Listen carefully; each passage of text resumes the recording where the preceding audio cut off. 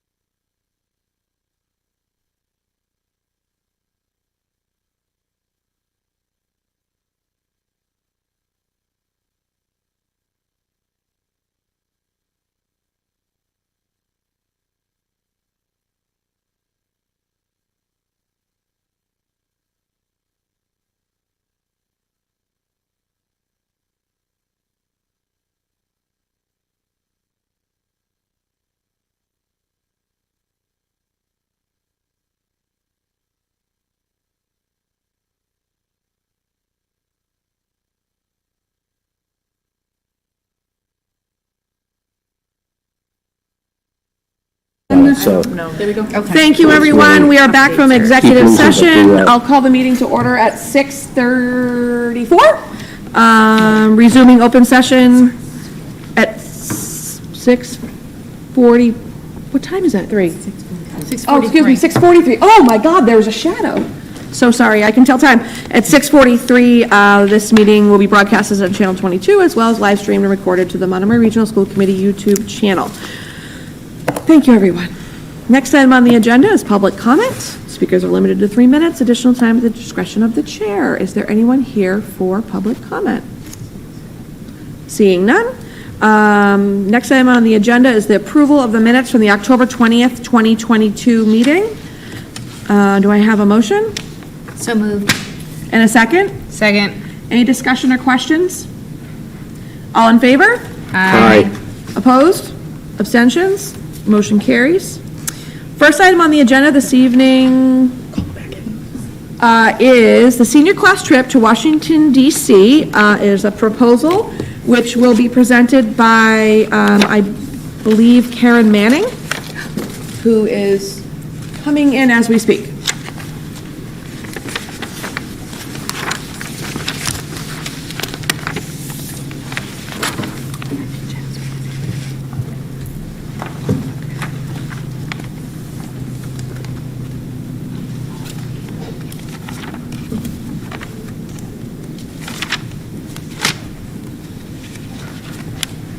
Hello.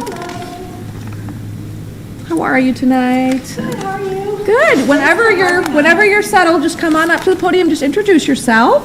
Okay. I'm Karen Manning, one of the co-advisors for the senior. Yeah, can you actually here, step up to right the here. podium? Only because the people at home hear through that microphone.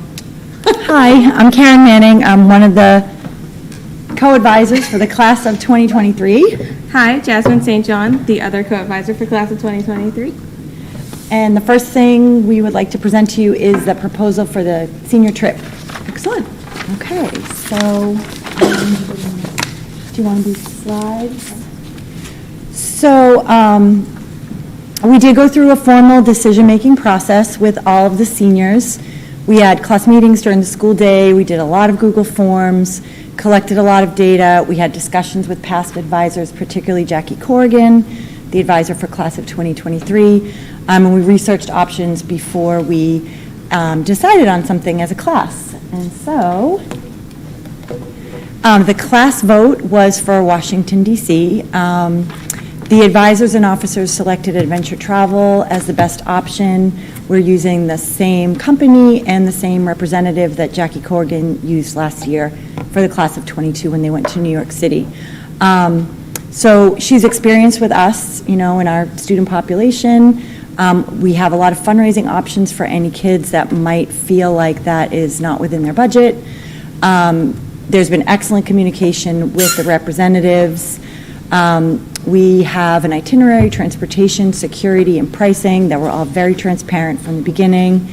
And we offer options and assistance for anyone with financial needs, special needs, or dietary restrictions. And this is just an example, I won't read it to you, but this is just an example of one of the fundraising opportunities that the kids can do with my guidance, or they can do it on their own. They can sign up right through the company and use social media to try to collect funds to support them individually or as a group on their trip. So the itinerary and pricing we have here, we sent it out to kids. We did start talking about it in July, and as of 9/30/22, we had 63 seniors. There are 6 free trips included that we use for chaperones. The current chaperones are listed up there. That has changed a little bit because we were originally going to present at your last meeting. So at this point in time, we have 51 students and 5 chaperones. And those look like our final numbers. And that is based on Taylor Swift coming to concert the same weekend that we are going on our trip. So That little drop, they're all that going, huh? little drop for Tay. Okay. T-Swizzle does it again. I know. Fun fact. So during the initial sign-up, there's an option for trip insurance, so that if anybody can't go, they can personally insure. They actually have that option. They have to ask their grown-ups at home. They couldn't actually sign up as an interested member to go on the trip unless someone at home looked at that and signed off on it. So individual households have been communicated with via email multiple times. We also have a Google Classroom page, an Instagram account, what else do we have? Is that what we use? Yeah. And a Twitter page, but, so we're communicating that way. And word of mouth, of course, because it's Monomoy. So, do you Great, guys thank you. have We'll any- open it up to questions to the committee now, if you don't mind. Ms. Henderson? I have two questions. Just out of curiosity, what were some of the other locations that they had to vote on? So when we met as a group in the auditorium, things like Aruba and Mexico and the Keys were thrown out. Sure. And we tried to kind of bring that back down to a little bit more reasonable trip, because it used to just be historically a Boston dinner cruise and maybe an overnight. So we're trying to bring that back a little bit, but the expectations of this particular group, there's a lot of younger siblings, and they had high hopes. Yeah. New York City, Washington, D.C., those were Chicago, Philly, those were all their ideas. Yep. And so we took their ideas and we made another Google form, put it out to the whole class. Okay. Yeah. And my other question is, are you doing all the museums and things like that through tour guides and, yeah? Well, it's interesting because we took their input about what they wanted in their itinerary, because they're the ones going on the trip. And what the overwhelming majority wanted was some free time in the museums, which, let me get out of your way while you go enjoy the Smithsonian museums. I've been there, dozens of times myself, with kids, without kids, and they're really safe, lots of places to meet. And so they are going to have some free time on that, in the museums. They also Nice. wanted a dinner cruise, so we're having that. They also wanted to go to Hard Rock. Yeah, so they're getting, Six Flags, so we're doing everything they want. Wow. Yeah. All right. And what was it? Nighttime at the monument. Nighttime at the monument, a nighttime tour. Okay. We do have security hired through the company that's going to keep an eye on the outsides. Yep. And then, of course, the chaperones will check the rooms at night, too. Great. Ms. Tully? Yeah, a couple questions. I think it sounds really exciting, and I love that Washington DC is chosen. What are the dates that you're looking at? Oh, I'm sorry. So I think a lot of the questions are coming from the fact that I didn't tell you the itinerary. If you click on the itinerary link, it shows you all the okay, dates. So if you wouldn't mind, there it is, the itinerary. Click on and that bad boy. pricing. Okay. Oh, that's why, yeah. Okay, well, that's all right. I can wing it. It's the 19th, which is a Friday, I believe, May 19th through the 22nd? May. Of May, okay. Yes. Okay. Great, thanks. And one other question, I think I have two more. So I saw that there were 6 free trips available for chaperones, and I'm just wondering why those free slots would be given to chaperones instead of students who may not otherwise have the opportunity to go. That's a great question. We haven't had anyone come up with that question yet, so I think if it ever came up, we could figure it out. But to be honest, I don't know if we would get enough chaperones if we made them pay for their trip.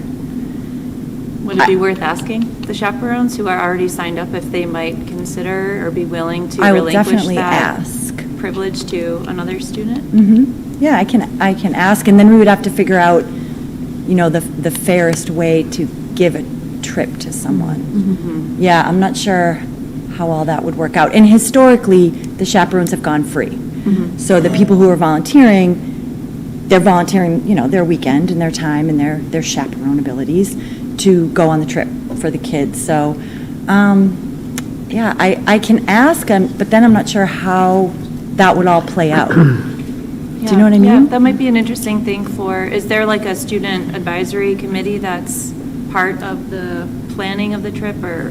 Yeah, the class advisors and the officers, we have open meetings every Wednesday. Well, that and might we be something interesting that you guys could problem solve together and think of a way that would feel fair, for chaperones and students. just as a suggestion. That's a great idea.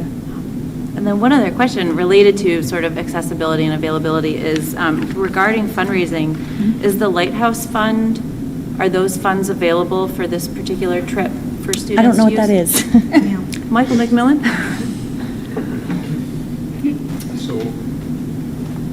So yes, so the Lighthouse Fund is a student activity account that is available to students and administered by the administration in the high school. And one of the purposes of the Lighthouse Fund is to pay for exactly the sort of thing you're asking about. So for students who would otherwise not be able to afford to do something like this, then the Lighthouse Fund is available to pay for them. And absolutely, this is the sort of thing that it would be able to do. So you wouldn't necessarily need to use up those free trips because you would be able to use the Lighthouse Fund to pay for students who couldn't. So it's really just about how coming up with a sensitive way, because obviously, students don't necessarily want to have to put their hand up and publicly make it aware that they're not able to afford it. But I'm sure the administration will have a sensitive way to run that so that students who can afford it would be able to possibly through the guidance department. Great. Well, I would encourage you to keep that at the forefront of Absolutely. Conversations and thinking Yeah, about how to. I'm gonna look into that next week. And because we've been working with the class for 5 years, I think we can very sensitively handle that, communicate with families, and they will feel comfortable coming to us if there's a need. Great. Thank you. Mr. Russell? Thank you. Thanks, Madam Chair. Danielle's point is well taken. My, just an add-on from the opposite side. If we do look into this and the chaperones are given the opportunity to say, yes, I can do this without it, I think we've already had some trips. And having that yes, I don't know what we do with the trips that have already taken place, so we retroactively give the money back to them. So if it's good for one trip, I think it should be good for all the trips that take place, that the chaperones volunteer to go and they accept not being compensated for that. And I see your point, and I think it's worth looking into, as Danielle said, about just how many needy kids really wanted to go. I don't have an answer, we've talked about this for years, how they quietly recognize they'd love to go but can't. And if this fund that Michael just alluded to, that may be an easy way to solve this issue.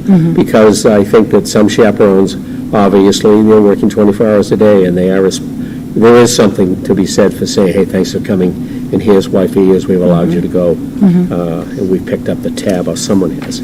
Yeah, I know there's a lot of moving parts there, so I'll definitely look into it, and I'll follow up with you guys, but I hope that doesn't hold us up on the decision to go or not to go, because I don't know how quickly I can get that information back to you. Ms. Gaines? Just kind of building on this, I know we're not taking a vote on this, but I'm not in agreement with asking teachers to go and pay. I don't think that's fair, because I also know they're working while they're there. And I think going to Terry's point, historically, they've gotten a free trip, and that's been part of the agreement. The question I do have is, so it looks like there's 4 chaperones, but did you give us? There's actually, so those numbers have changed. Right. So there's 5 chaperones. Okay, so that means you've still got 1 free trip, right? Because it says 6. The numbers dipped, so I don't think Oh, I we see, because do. it's Yeah. based on the people that signed Yeah. up. Okay, I got it. All right, that's fine, because my other proposal was the 1 trip might be, yeah, but And that's it- fine. yeah. It all comes through the company Right. to us, so Right. I'm not even sure if the company would say, sure, adults pay and we'll let those 5 kids come free or disperse the money or Yeah. whatever they would do. Yeah, personally, I'm not in agreement. I think the chaperones go and they're working. I mean, they're responsible for these kids, so I don't think we're asking them to be responsible and asking them to pay. I don't think that's fair. So that's my personal thought on it. How many seniors are in the class of 2023? I think we're at 125. Okay, all right, so just a third, well, what is that? Yeah, okay, And that's pretty consistent Yeah. with, the last few years, okay. as far all as right. numbers go. Thank you. That was actually going to be my question. I wasn't sure if we knew how many went last year. It seems like a low number to me. Yeah. But if that's across the board, traditionally, what kind of is able to go or willing to go or wanting to go, then as long as it's staying within that number, then there's nothing alarming to me about that at all. I completely understand, the number of chaperones drop when the number of students drop. Do you guys have a deadline of when you can take more people on or people drop off? It's passed. It's passed, so you Yes. no longer can have anyone else come. We could make it work, but the deadline But passed. there was a deadline, which is Yes. completely fine. I just Yes. wanted to understand that Yep. to you guys. And then you have some fundraising lined up, and a question that I remember a couple years ago, we asked the senior class, is there was this, I don't remember whose class it was, but when you do fundraising, will the fundraising be divided out amongst all people attending the trip? Or is it only divided out amongst the people who are doing the fundraising? Yes, so we were sidetracked and stalled numerous times during the pandemic in our fundraising efforts. So we do not have as much money as the class last year did. And so we are not intending to spend any of the fundraising money so far on the trip. Okay. So anyone who wishes to fundraise can individually fundraise. And of course, they can choose to do that or not to do that. And we've also been very vocal at our meetings and in written communications regarding the fundraising. And prior to anyone signing up, I personally said, Mrs. St. John personally said, if you are having any want to go and you cannot afford it, please see us privately. And believe me, they see me privately about plenty of things. Yeah. So I don't think they would be too shy. Okay. Okay, that's really great information. So even if you do have fundraising for the senior class, it's going to go towards something else, It's not the this prom trip. Because and there's the other gift. things you guys, the prom, Yes. that's right, and the gift and all the things. Yes. Okay. Spend it on prom. That's all great. And then the only other question I had was in one side of my brain and out the other. Let Ms. Henderson go, and maybe it'll come back. How to me. much what is the cost? So right now, if they're in a quad, it's about $980. Okay. Which, if you're like, DC, $980, but it's their transportation, it's their hotels, it's their tours, it's their security guards, it's their meals, it's their dinner cruise, it's Six Flags. So, it's actually a pretty good deal for all Yeah, that. that's a good deal. I think the last thing I would say is that did you have something, Miss? Oh, no, Miss Games, you were holding up a. No, I'm sorry, I Oh, didn't. she was like. No, I'm sorry, I was like. The last thing I would say is that you're saying DC, and I'm thinking about how we used to have the wonderful trip for the younger classes, and I really want to take initiative to bring that back, but I remember one of the biggest issues was you've got to have people to volunteer their time and put in a lot of time for organizing. And I feel like it's the least we can do to pay for them to go and work and do the job that it is. It's, as much as we might like to think it's a treat to go, it's a lot of responsibility to take on, and I definitely am in favor of supporting the chaperones because they're very important roles in not only the organization, but keeping our kids safe while they're there. So thank you for moving forward with that. We don't have a vote tonight, but it'll just be on our next agenda. Okay, thank you. So the vote will be in 2 weeks, and I don't foresee a problem. Yes, Ms. I just have one other question, and I Absolutely. apologize if you said this, because I was looking at other things. So the transportation, are you flying or is it on a bus? A bus. Okay. Yeah. All right, that's And- good, because they did, back in, my daughter was in the 7th grade, I can't remember how far back that, and they went to DC, that was the trip, but they flew. Yep. So, okay. And actually, these guys were saying, and a lot of the kids were saying, because they went on that same trip, that they wanted to relive this DC experience, but with the freedoms as young adults instead of kids that had to be, somewhere with everyone all the time. So I thought that was kind of neat. Yeah. Might be a slower pace. Ms. Tolley? Yeah, I'm just wondering, I understand that you probably want to get moving on this. Is there anything that precludes us from taking a vote tonight? No, we absolutely, by consensus of wanting to take a vote, we could move it forward and vote tonight if that helps, if that's expeditious for That you would be guys. amazing. I would support that. Yeah. Thank you. If everybody on the committee is okay with that, we can definitely, if I have a motion. I would move, go ahead, Danielle. Ms. Tolley? I move to approve the senior class trip to Washington DC for May 2023. In a second? I'd second that. Okay, all in favor? Aye. Opposed? Abstentions? Motion carries. There you Have go. a blast. Oh, thank you so All much. right. Okay. Have a great time. Thank you. Send us postcards.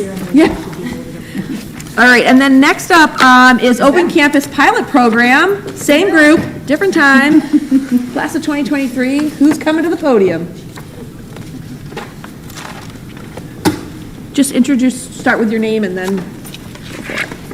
My name is Jackie Skatis. I'm the senior class president. So I'd just like to start off by saying our mission. We want to create a prototype of the open campus simulation that's been going on throughout different schools, but I want to make clear that it's not just for us, it's for the classes, every senior class from now on. Tonight we invited class of 2024 class president Annalise here because if this was to be passed, it would also benefit her class as well and every class from now on. We hope to give students more responsibility and decision-making skills with this and also improve a student's mental health. And this is just a poll that we gave out to the entire senior class about what they thought we should have for senior privilege, and the numbers just show overwhelmingly that open campus is everyone's top priority.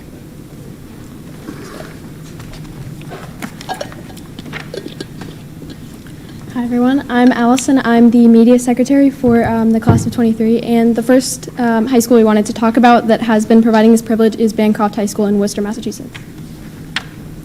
So what's special about Bancroft is that they have provided this privilege to various other parts of their school day. Like if you maintain your academic status and you make sure to attend all of your commitments, you can either arrive late to school, you can arrive within a different time period, or you can do this open campus policy during the lunchtime. So I wanted to include specifically the rules that they have in place for juniors and seniors for these privileges. Some being that students leaving campus cannot do so without, if they do have a current commitment in the classroom. And they have to sign out and back in at the same location every single day that they do this. They cannot sign out another student. And, but yeah, the main thing about this one is that if you have a prior commitment, they are trusting it in the students that they will attend these commitments and make it back in time for anything else that's important to their academic success. Okay, so I'm going to talk a bit about Newton North and Newton South high schools in Newton, Massachusetts. Oh, sorry. My name's Christy Beckley, and I'm the vice president of the class of 2023. So, on the slide, there is a link to a document that reviews these rules in more depth, but I'm just going to summarize them. So I focused on Newton North High School, but Newton North and Newton South both share similar policies when it comes to open campus.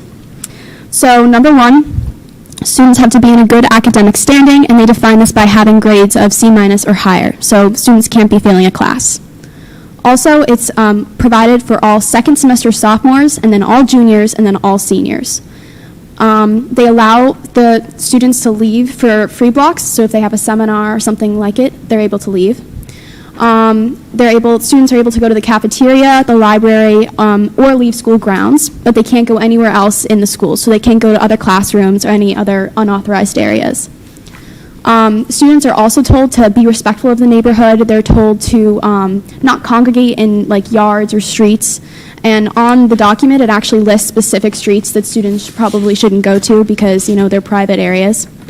And then parents can contact the dean if they want their student to be opted out of the open campus program. So basically, it's kind of provided to everybody if they're in good academic standing, and then anybody any parents who don't want their student to be part of it can opt them out. Next slide. So I took a few quotes from the website. In this first quote, I'm not going to read it aloud, but they address that it is a delicate balance to maintain the open campus philosophy that they have, but they believe that it is absolutely central to student growth and maturity. And on the website, there's a question that says, why have open campus? And they reply by talking about how central it is to their philosophy and how in giving students these rights and these privileges, they're asking the students to uphold their expectations, and they're teaching students the importance of independence and maturity. So I also emailed Mrs. Winston, who's the vice principal at Newton North High School, and I asked her a few questions. Number one, I asked her to kind of outline or define what they mean by good standing. And again, kind of what I said before, at Newton North, all students 10 through 12 have open campus by default. So unless they're failing a class, they're able to do open campus. But then it can be revoked if they have bad behavior. And then number two, I asked, do they leave in cars? Do they mostly walk?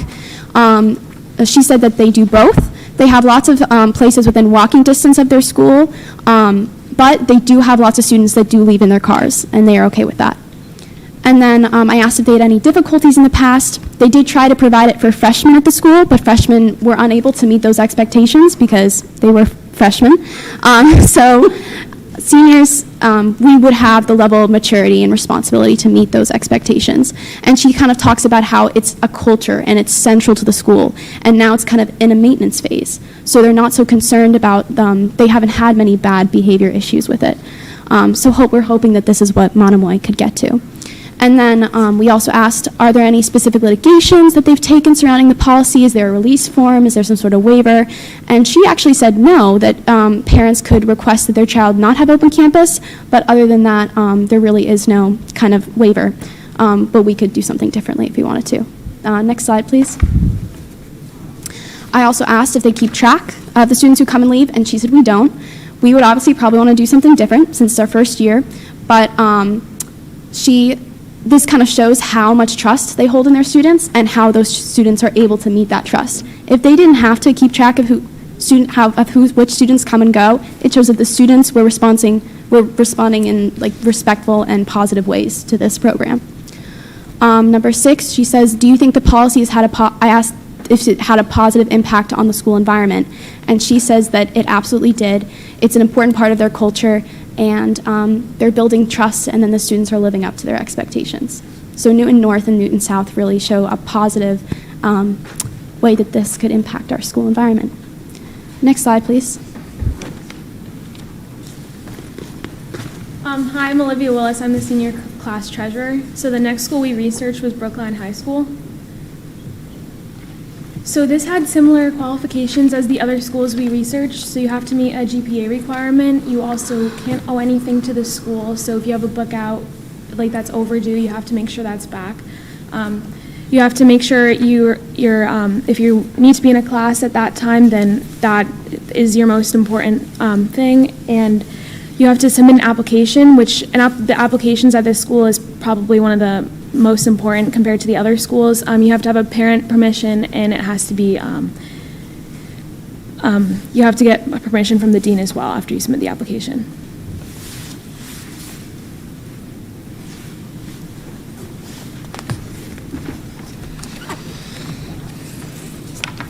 Do I reintroduce myself or just? No, we know who you are now. Okay.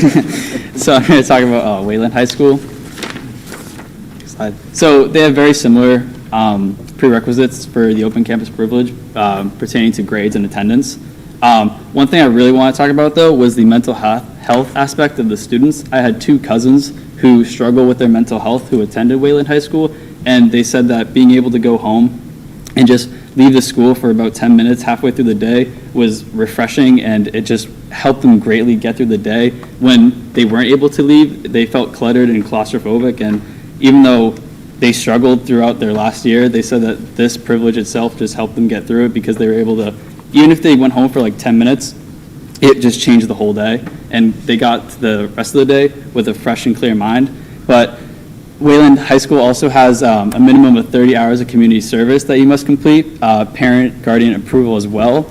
And another difference, is that students can also leave during a free block, so it's not just lunch, which means that the school trusts their students and treats them like adults because they know that this is a privilege, it's not a right. So.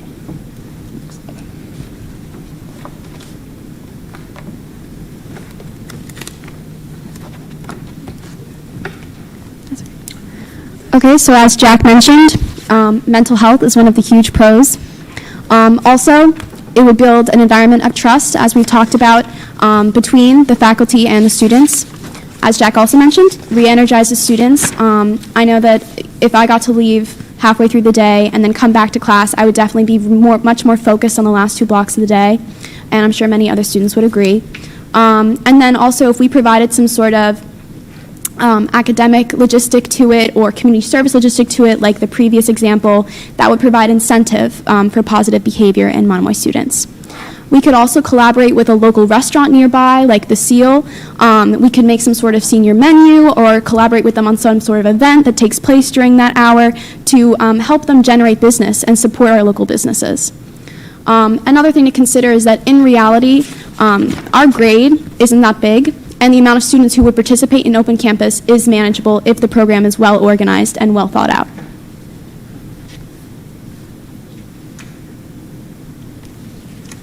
As you can see, our pros heavily outweigh our cons. The only cons that we were able to come up with were that kids weren't following the rules. There is the risk that students are unsupervised. We addressed that. And kids would be tardy, so they would actually go too far from school or they would not come back. So those were the only cons that we identified.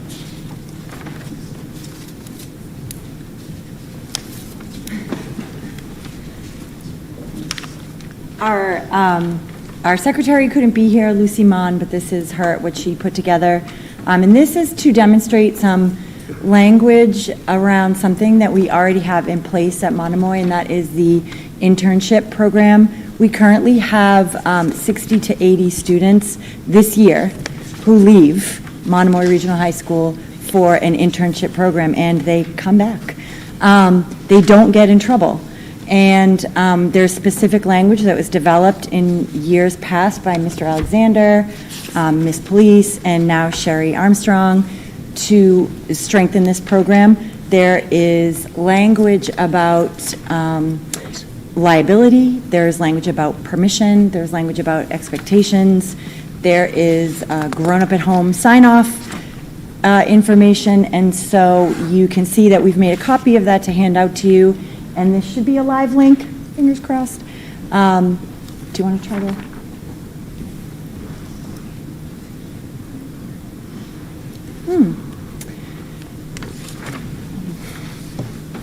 But as you can see, by what you were just given. Jack, can I do that? This is specific language that Monomoy already uses. This is already in place. We already have kids coming and going, juniors and seniors. It talks about emergency authorization, liability, and the status of the intern, so you can peruse that language yourself. And I believe that was years in the making, Mr. Alexander, to put that language together. Yep, so, and it's been an enormous success. We have kids coming and going all day at Monomoy already. All they want to do now is leave for a sandwich or a coffee or a breather and be trusted to come back into the school. And I've been working with these seniors since they were 8th graders in my class. I can't think of a better group to pilot this experience, and the level of commitment that they have put into researching any problems, any issues that have come up has been astronomical. They've been working on this since last spring, deep diving other schools, calling people, contacting people. So they're really committed to this, and the other classes are really excited about it too. If you have the slideshow, you will be able to click on that link, and it opens you up to not just the liability waiver, but also the entire program language for the internship program, which is an actual handbook. So I'm not sure why that isn't live, but it is there, so I'm happy to share the slideshow with anyone that needs to see it.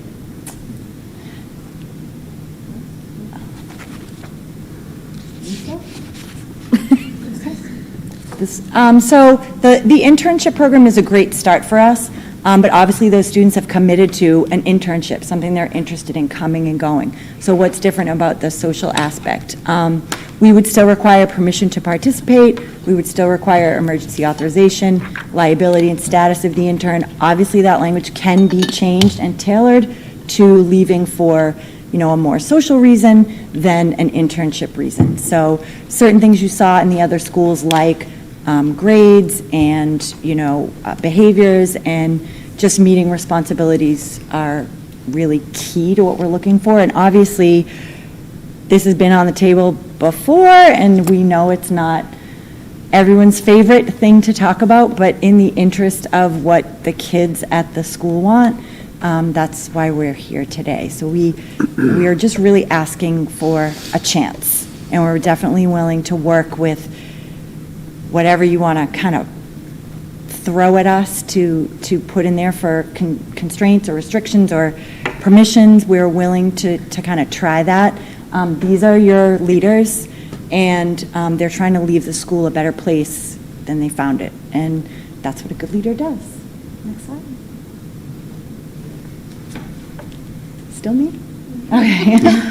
This is all Lucy Mon, so she just, we've had tournaments, and all these kids are in sports and government and every other thing, so. Permission to participate, obviously, the students, need permission from their guardians at home, and the agreement has to have all the language in it that would cover that. We are also asking they have their own transportation.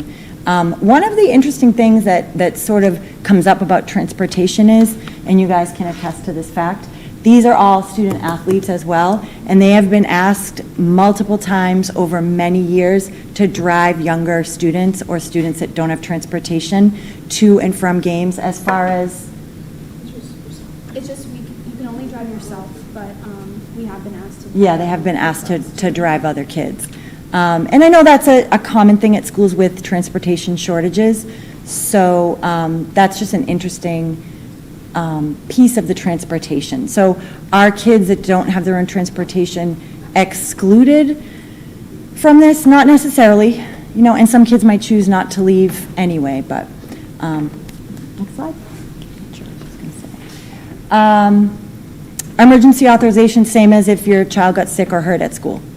We would treat it in the same exact way. So Monomoy staff would have permission to be able to make decisions for kids, and that language is in the internship handbook as well. Next slide. Waiving all rights. This is the liability piece. So I'm going to let you read this.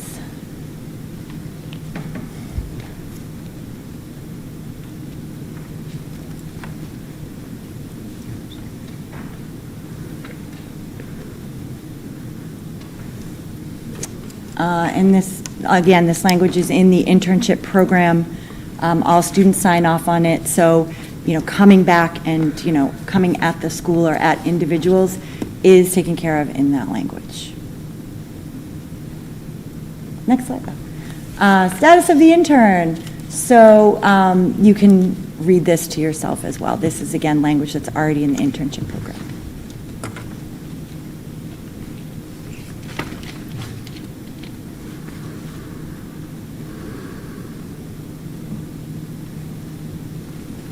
So before the students go, their parents, guardians would agree to this. And if they didn't want to agree to it, they wouldn't have to agree to it. Next slide. More info.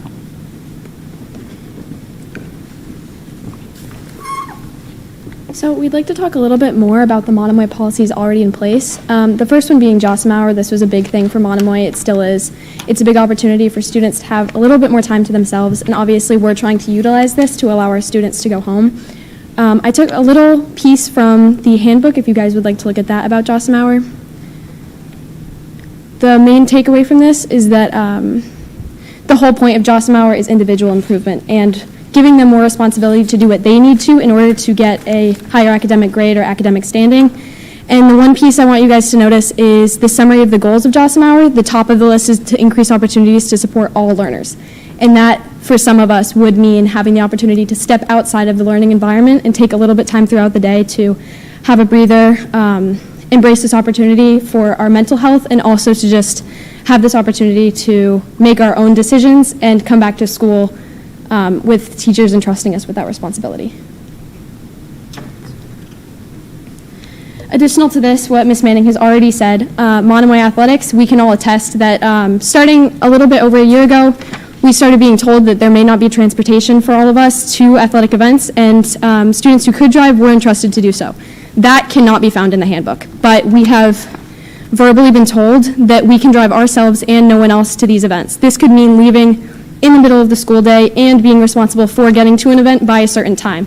This is something that's been trusted to a lot of students, and we want to implement these same exact rules for being able to leave campus during JOSM hour. It would be the same exact thing where we're entrusted to leave school, not bring other students with us, and get to point A to point B within a certain time frame.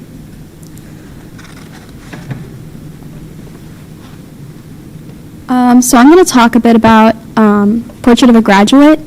So as all of you know, Portrait of a Graduate is an endeavor that the district is working towards to re-engage, reinvigorate, and as you can see in bold, better prepare all Monomoy students for the future. And that's a quote from the Monomoy website. So whether students are going into the workforce, whether they're going into the military, or whether they're going to college, next year at this time, Monomoy seniors will be out in the real world. And in that world, students will have that responsibility and that freedom to make those decisions and manage their time on their own. So, in granting us this privilege, Monomoy would be providing students with the opportunity to master those skills that they need for life and get used to that level, the level of responsibility that they're going to need. So therefore, this privilege would really truly carry out the vision of Portrait of a Graduate. Seniors have been hearing about this project for the past month, and we've been told to use our voices and to think about things that we think are important, that we want to master before we leave this building. And this proposal is the class of 2023 using their voices for that. Next slide.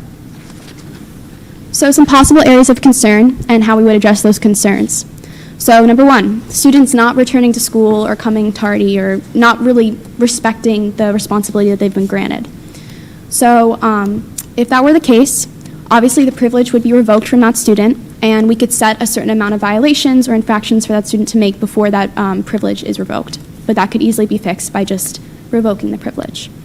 Another issue is legality. In terms of waivers, we believe that waivers could be signed by parents at the beginning of the school year, and parents who aren't comfortable with their student participating would not have to sign it. And then one idea for the logistic of like the sign in and sign out, which I think is important that we would have in order to keep track of students, is to make a JOSM offering called Senior Open Campus, and we could assign certain teachers, and that teacher could sign in and sign out the students that come in and come out. And then in terms of safety, with intense weather, snows, extreme rain, the open campus lunch system could be canceled for that day. And we would give prior notice if that were the case. Next slide, please.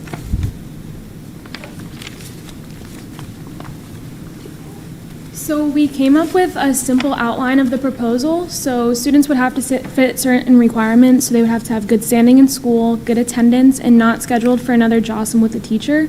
Parents would have to sign the waiver or the application or whatever we decide to do. And students can't drive other students, and students are required to check in and out of the school with most likely an administrator.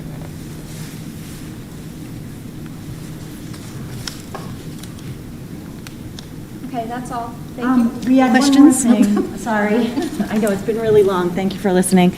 Ms. Police wanted to be here, but she couldn't, so she wrote something, and Jack is going to read that on her behalf. Oh, okay. So this is on Ms. Police's behalf. I was not able to attend this evening's school committee meeting because of my own children have a tournament game in Carver that was just announced this week.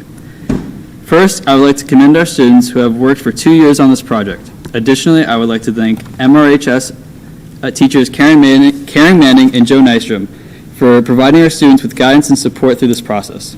It is important to know that this student-led proposal was developed with deep thought, care, consideration, and extensive research. I am in full support of a pilot or soft launch of Open Campus Lunch. I would suggest that we begin with Fridays only for the next 8 weeks. This will give me and the administration team adequate time to collect data and report back to the committee for consideration of expansion beyond 1 day a week. With thanks, Jennifer L. Police, MRHS Principal. Thank you. I think that concludes our presentation, but we're gonna have Yeah, we questions have and discussion questions. now, so I don't know, you guys, Yeah, when we the have a lot of questions, questions. when the questions, there's gonna be a lot of questions. When the question's asked, you guys can choose amongst yourself who's gonna come up and answer the question, I would say, all right? Whoever maybe fits the bill. We'll start, we're gonna just go around the table. So Mr. Russell, oh, Ms. Henderson, sorry, then Mr. Russell, we're just gonna go that way. Okay.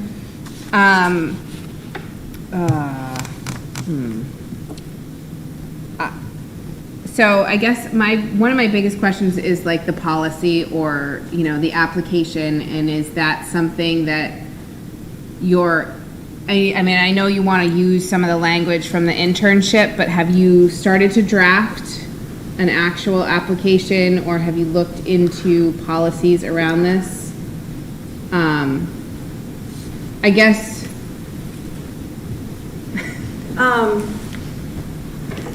So the short answer is no, we haven't drafted something. So we're just asking really for permission right now before we put something together. But I do feel like with the amount of time they've put into it already, the examples that we have so far and what already exists here, that would be, we could come up with that in a day or two. And then just a couple comments. I mean, you have done a lot of work around this, and I do believe that for some students, this would be highly beneficial for them to function at a higher level academically if they had this opportunity to take that break, to think about our students' mental health, and have those opportunities. I kind of like one of the schools suggesting community service. I like that piece.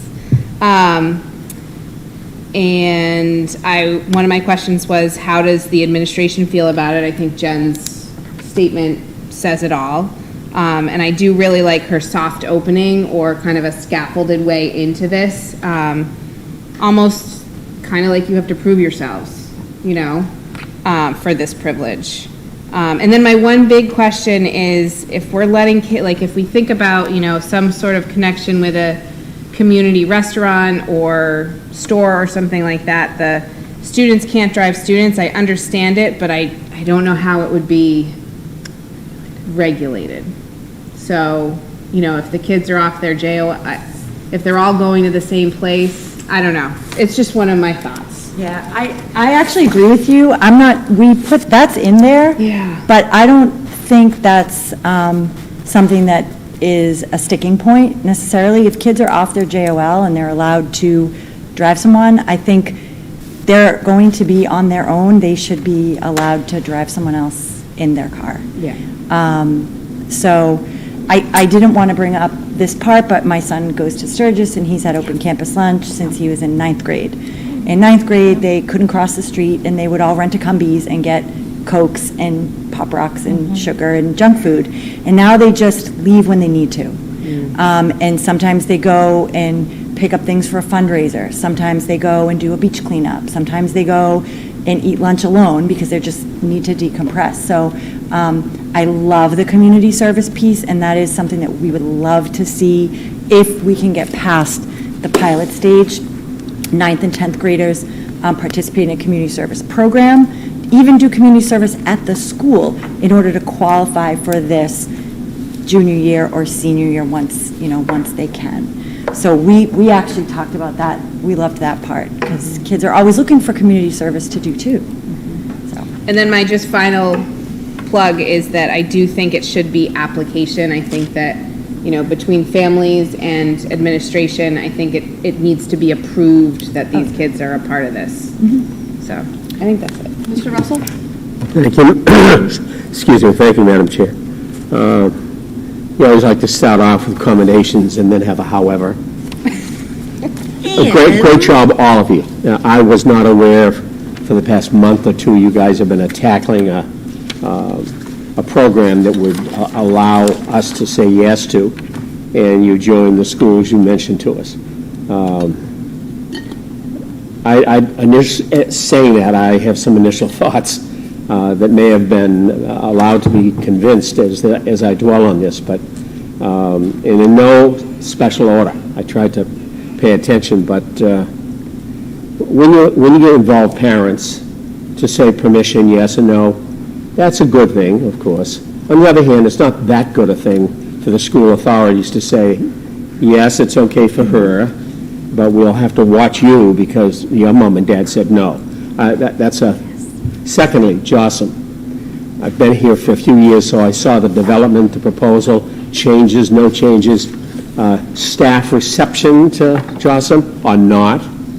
And that's been changed with some further stricture put on it, I think, this year, because the very reason of having kids, and I know it sounds negative, but walking the corridors and missing where they should be if they have a C- or a D or whatever grade to try to get that extra help, which was the main purpose. To allow all kids in the whole school for a 10-minute break at home. You mentioned Sturgis, which I don't know if you mean West East or downtown. They're the same. There are some downtown things that I can kind of understand, whereas we're not downtown. And to have the kids, which leads me to, if you're not licensed and you're a 9th grader, you stay here, or you walk around the yard. So I have to be convinced that all the kids, it almost means in our town, especially Chatham, you need to have a car in order to get this 20-minute break. I've got concerns around young, just got my license kids scooting home for what? And I can understand I'm not deep in any mental health issues that a break from school, and we're trying to get more kids into school. And I think the principals in the past 7 or 8 or 9 years here have tried to make this home away from home. And this speaks to I got to go home a couple of times a week for something. So that's a concern for my yes. How am I doing? Doing great. Yeah. Waiving all rights, just as a thought and knowing a little bit about the law. I don't know if that ever would stand up to any attorney who, with kids got we'd find that out quick enough that waiving rights normally doesn't work that well. I'd like to hear from not only Jen, which I have a high regard for her letter, but I would like to hear from the administration as to what they see in far more advantages than disadvantages, because they'd be the ones running the show with 100 kids or 180 kids gone for 45 minutes. Jocelyn, to get back to that, we're trying to get kids, for example, I had plenty of C- and I never was that good of a student. I don't know if I would be that opposed to allowing me to get out of school for another 45 minutes. So I could see letting all the kids in the school who are on honors, who have done that well, and say, here's a real serious thank you. I have some doubts about what is it, why are you getting those good grades? So that's the that thought on open campus. A little confused, I'm not that familiar with the exact schedule here, but what free blocks, beyond Jocelyn, what free blocks would the kids be scooting out for 45 minutes? So the requirements that we've kind of said already were based on other schools. So Bancroft School in Worcester, Newton North and South, Wayland High School. So we were just sort of sharing their rules and philosophies. So as far as an actual grade, there's nothing like that for the internship at Monomoy. You know, the kids don't have to have A's or C minuses. There's no grade requirement. So that's all fluid and flexible. We were just sharing the research that we found. Okay, good. And some of the schools are really Sure. loose and they're sort of like, that's our culture. I can tell you that as a parent with a senior who goes to Sturgis, he does go to West, which is not in the center of town. And like I said, they don't just use it to go home. So I think that was a takeaway. I certainly understand you got that takeaway, but I don't think that's just what the kids would use it for. So it's just sort of information. Okay. Well, those are just my quick thoughts, Yeah, kids. I thank do you. want to commend you. It's a serious issue. Some schools must have launched it already, and they appear to have a success with it. For us to vote, I really would be remiss if I didn't seriously believe it would be a plus for everybody without a committee looking into this, and here we are in November already. Thanks for listening. Ms. Games? So let me start by saying, when I was a senior in high school, and this was in the early 80s, we had this. We were able to leave campus, have lunch, come back. So I like the idea. And I think it does provide a couple of things that you all were talking about, giving you that transition into, because you're going to be going to college or into the workforce or whatever. So it's a good trial. And I would imagine a lot of you go to work and do all your other things that you're driving yourself to. But I had a couple of concerns. One was the liability, which I think you addressed. That's always a concern. The second one is about belonging, and I'm concerned for some of the students whose parents won't sign off. How will they feel? And I'm a little concerned about the students who might be left out, because I think somewhere here you listed, I can't remember your outline, but you listed a lot of good things that the students have control over, like the good standing in school, the attendance, but they don't have a lot of control over their own parents. So that is my really big concern, is what happens to those students that their parents are uncomfortable with this. And I don't know how I would feel as a student. It's like, I mean, it's kind of like having a lactose intolerance and everybody's eating ice cream and you're stuck with a popsicle. And so that's something I want you to think about. Having said all that, I like the idea. And I also like that, Ms. Police, the Fridays, maybe we try it out. Let's see how it goes. But please think about those kids where their parents are going to say no. And how is that going to feel to them? All right. Ms. Tolly? I was just gonna. Oh, sorry. I think we could. I think we would shake that out in the pilot. Okay. If that was, because we don't know what will happen. Right. We're really just asking for a chance. So I agree with you, especially as a parent of a, Yeah. But I think we have to see, or we just keep talking about it, Yeah. We have to actually try it. Ms. Holly? All right. I am in full support of this, and I'm so glad that, well, first of all, you guys did an amazing job with research and just presenting us with so much information and so much thoughtfulness that clearly went into this, so really great job. And I'm really glad that you brought up Portrait of a Graduate, because we just had a meeting last night and we're looking at all of the data that came out of focus groups. And one of the things that was resoundingly clear that was mentioned in almost all of the focus groups was this need and gap in students graduating Monomoy with strong skills in time management and personal responsibility. And I think this Open Campus teaches that. It's such a perfect opportunity to practice that and develop and cultivate those skills. And mental health is another one of the issues that is a resounding concern across all of the focus groups. And I could not support this more. For students to have and be able to reflect on what they need personally, whether it's a drive to sit and look at the ocean for 10 minutes or 5 minutes, or walk on the bike path that's nearby, or go pick up an errand or do something, anything, go make a phone call to somebody that they care about in the middle of a day if there's something going on at home. Like, to have that agency to be able to make those decisions with how you use your time in the middle of learning and doing your schoolwork is a really important skill to be able to develop, because we all juggle so many different aspects of life. And it's very rare for any one person to have strict focus for X amount of hours per day in just one thing. And so I think being able to integrate your own priorities and have that ability to identify your own needs and then have the agency to take action to support yourself and take care of yourself is really, really critical. And I think that is such an important thing that we should be developing in students in Monomoy. And I think, having qualifications for this privilege is, to me, that's a no-brainer.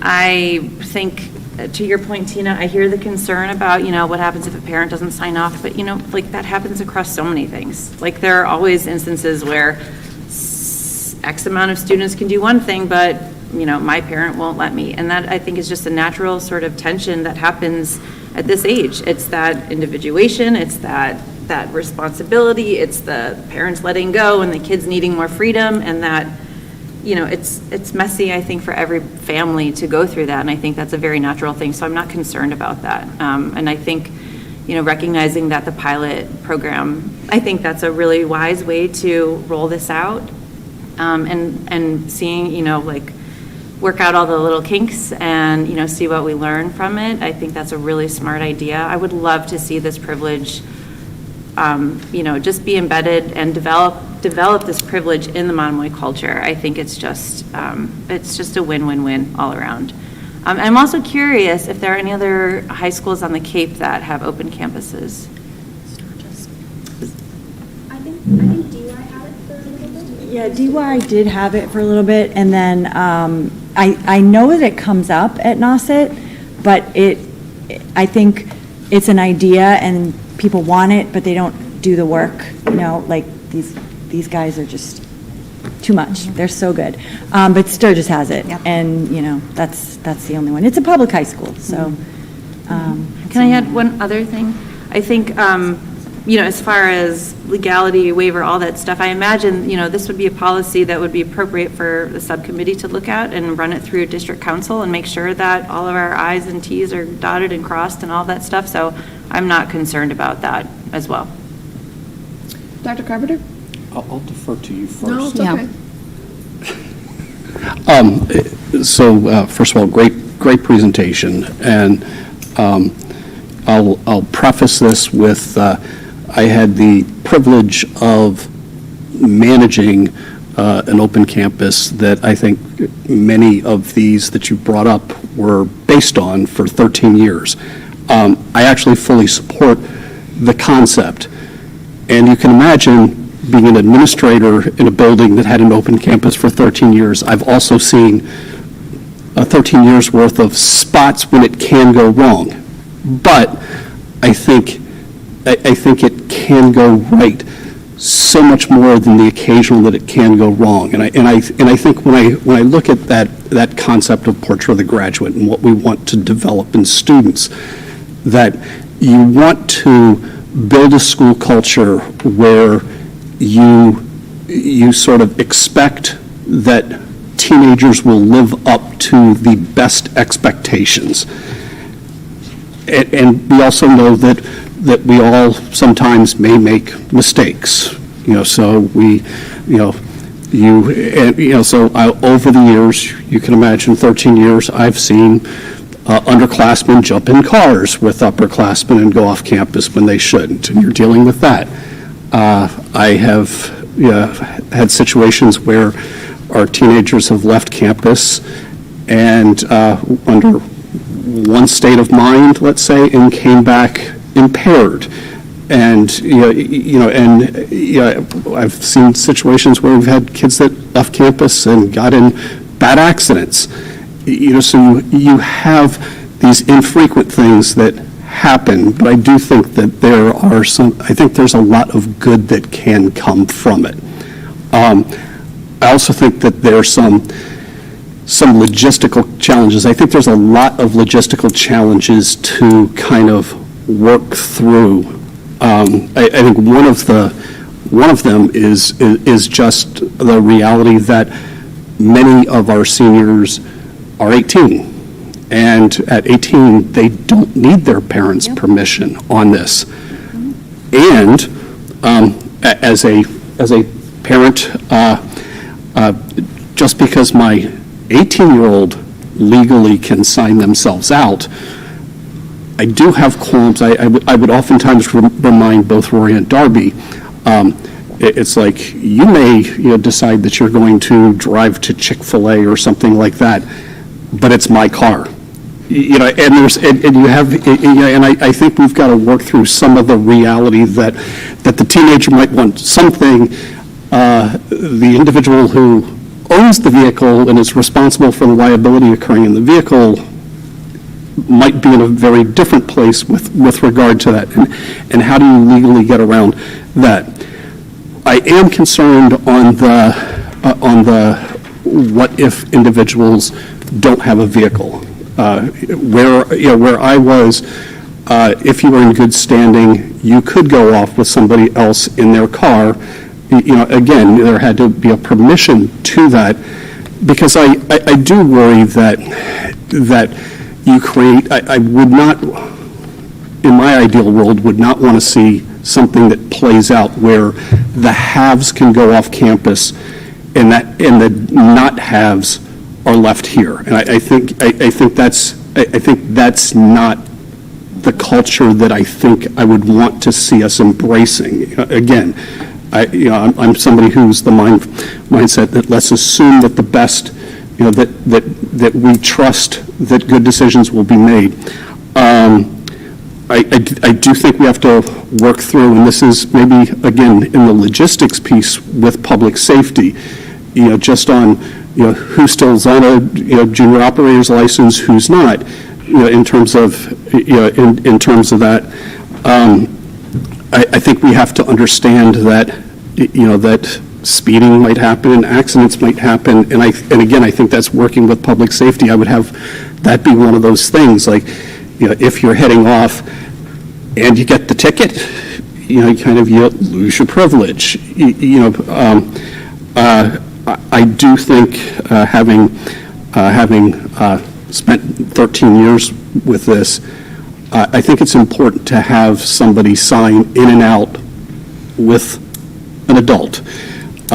You make better decisions, I would argue, when you're held, there's a conversation that's happening on the way out the door and on the way back on the way back in. And I think we have to figure out what that would look like, because in my former district, we had 3 FTEs worth of support staff that largely managed this. And, so it can be a big task. And, so how do you do that? I think we're at a better place these days because of technology. I think there's ways to kind of have, like, to kind of set up a database that's, and in my ideal world, that's fed in real time with Aspen, because, Aspen can go and say, it's like, are you doing, are you passing all of your classes at this very moment in time or not? That has in that database also, do you have the permissions? Do you have the junior operators or not? And I do think that it would be good that sign-in, sign-out system has a, are you the driver or are you going to be the passenger? Because I do think from a safety standpoint, we need to be able to account for whoever's heading off and know who if they're heading off by themselves or if they're heading off with somebody. But I think all of those, there's a lot of nuts and bolts logistics, but it's something I'd support. I think we need to get there, and I like Principal Police's concept of phasing it in. Tongue-in-cheek, I would say I would not phase it in on a Friday, maybe a Wednesday, but again, 13 years of experience. But I like, I like the concept, and I do think I think that notion of senior privilege, I think, is a good thing, and I do think that you can approach it from a culture of, we do trust teens to make good decisions, and I think that they will live up to that. Thank you, Dr. Carpenter. So it was actually nice to hear everyone's comments and feedback from Gen Police and feedback from Dr. Carpenter too, and their perspectives, all of your perspectives. And I understand you guys have been working on this for a really long time. I think you have the overall concept of what you want down, but as a member of the committee, what we need for you to do now is to bring it in. Because as I'm looking at my questions of what I have for you, I'm writing, I'm going, but I think what happened in your presentation is you were sharing models of all the different schools that you've looked at, but not the model that we need here at Monomoy. And I think by the end of your presentation, what you narrowed it down to was that perhaps it would be a senior pilot program. So now what I would say as a committee, what we need is, what does that senior pilot program look like? You need to develop what that's going to look like. You need to work with your administration, what is feasible for them. There are certain things our district needs by law. There are certain things our district needs as our role as a public institution, school institution. There are certain things that we have that maybe Wayland, Brookline, and all the other schools don't have, and we do. But I will say it's interesting, the settings you looked at are all, I've been to Newton, I've been to Brookline, I've been to Wayland. We're none of those. We're not Sturgis. They've got more access than we do. When you guys first started talking, it came to me, and this might be cheesy to you, but when I was younger and I had an older sister, and my dad, we didn't have a curfew, and we lived in Chatham. I grew up here, right? No curfew. What could you possibly do in Chatham growing up, right? So my dad would always say, what time do we need to be home, Dad? And he'd be like, well, what are you doing? Well, I'm going to the movies. Well, what time do you think you should be home? Well, I don't know, like 12? Well, when's the movie out? I don't know, 10:45? So don't you think you should be home by 10:45? So the question was always, what is it that you're doing that you need to be out past what it was you were doing? And of course, my sister always pushed the envelope. She was coming home at midnight, 1 o'clock. I was getting in trouble. I was always the one that was like home right after the movie. But the point is that we're the Cape. Like our environment is different. We don't have Panera. We don't have, we do have we have the convenience store over there. So some of the access of what we have, that's one question I asked. Okay, why are we needing to leave? Okay, so then we talked about social emotional issues, and we talk about kids need a break, and 100%, we all need a break, right? God, would I love to go home during the day when I'm working all day. I would, but I can't. So I completely understand that and have compassion for that, but then we start talking about, well, who can go? Well, one of your models said it was going to be sophomore, junior, senior. Well, where the heck are the sophomores going? And maybe even some of the juniors. They can't drive. And maybe they're going with their sibling, who can at that point drive someone, right? Fine. I think once the kids are out the door and we're signing them out and letting them go, we don't, by law, have any right to tell them who can and can't go in their car. Nor do we have any staff that's going to want to be sitting in the parking lot monitoring who's getting in and out of those cars. So there's a whole piece of tracking this. And then you talk about, well, what if I don't get permission from my parent? Or what if we use that model where I don't have good enough grades to get this free time? But maybe I'm that student that really needs that social emotional break. Not always the A+ students who qualify for this are the kids that need that emotional break. So now we're talking about what's equitable, what's fair, right? So then we talk about the word privilege. That's a dirty word. So who gets to have this and who doesn't get to have it? And what is its purpose? So I think there's a lot of deeper diving that when you guys come up with a smaller model, which I think that's what we need, is a smaller model, deep dive into some of those issues. What is the fallout if I choose this? What does it look like? What's the optics if I choose this? What does the administration need to support what we want to do? How can we keep these students safe? How do we monitor and keep track of who's coming, who's going, who needs the special help? And furthermore from that, I look at, and I guess it's because we don't really have a tight model yet, but we have JOSM, and I was here when that was brought back over and over and over again, and Bill would go back to the drawing board with it. And were you guys 8th grade when JOSM started? 7th grade? 7th grade when that started? So, that was a big process, and Bill did a ton, Mr. Burkhead, he did a lot of research on that, and he had to have full support from everybody to do that. It's a team to make it all work. So I think that you're going to have all your players in line. I think you have to have a model. You need to have, if you're going to do an application, I need an application. If we're going to have a policy, we have to have our subcommittee working on a policy. If we want to have a pilot, perhaps the best grouping to do that with is seniors, but what does that look like? Because we can't vote on just saying, oh yeah, do a pilot. We have to have parameters. So you've got a little bit more work to do, I would say. But you've got a great start.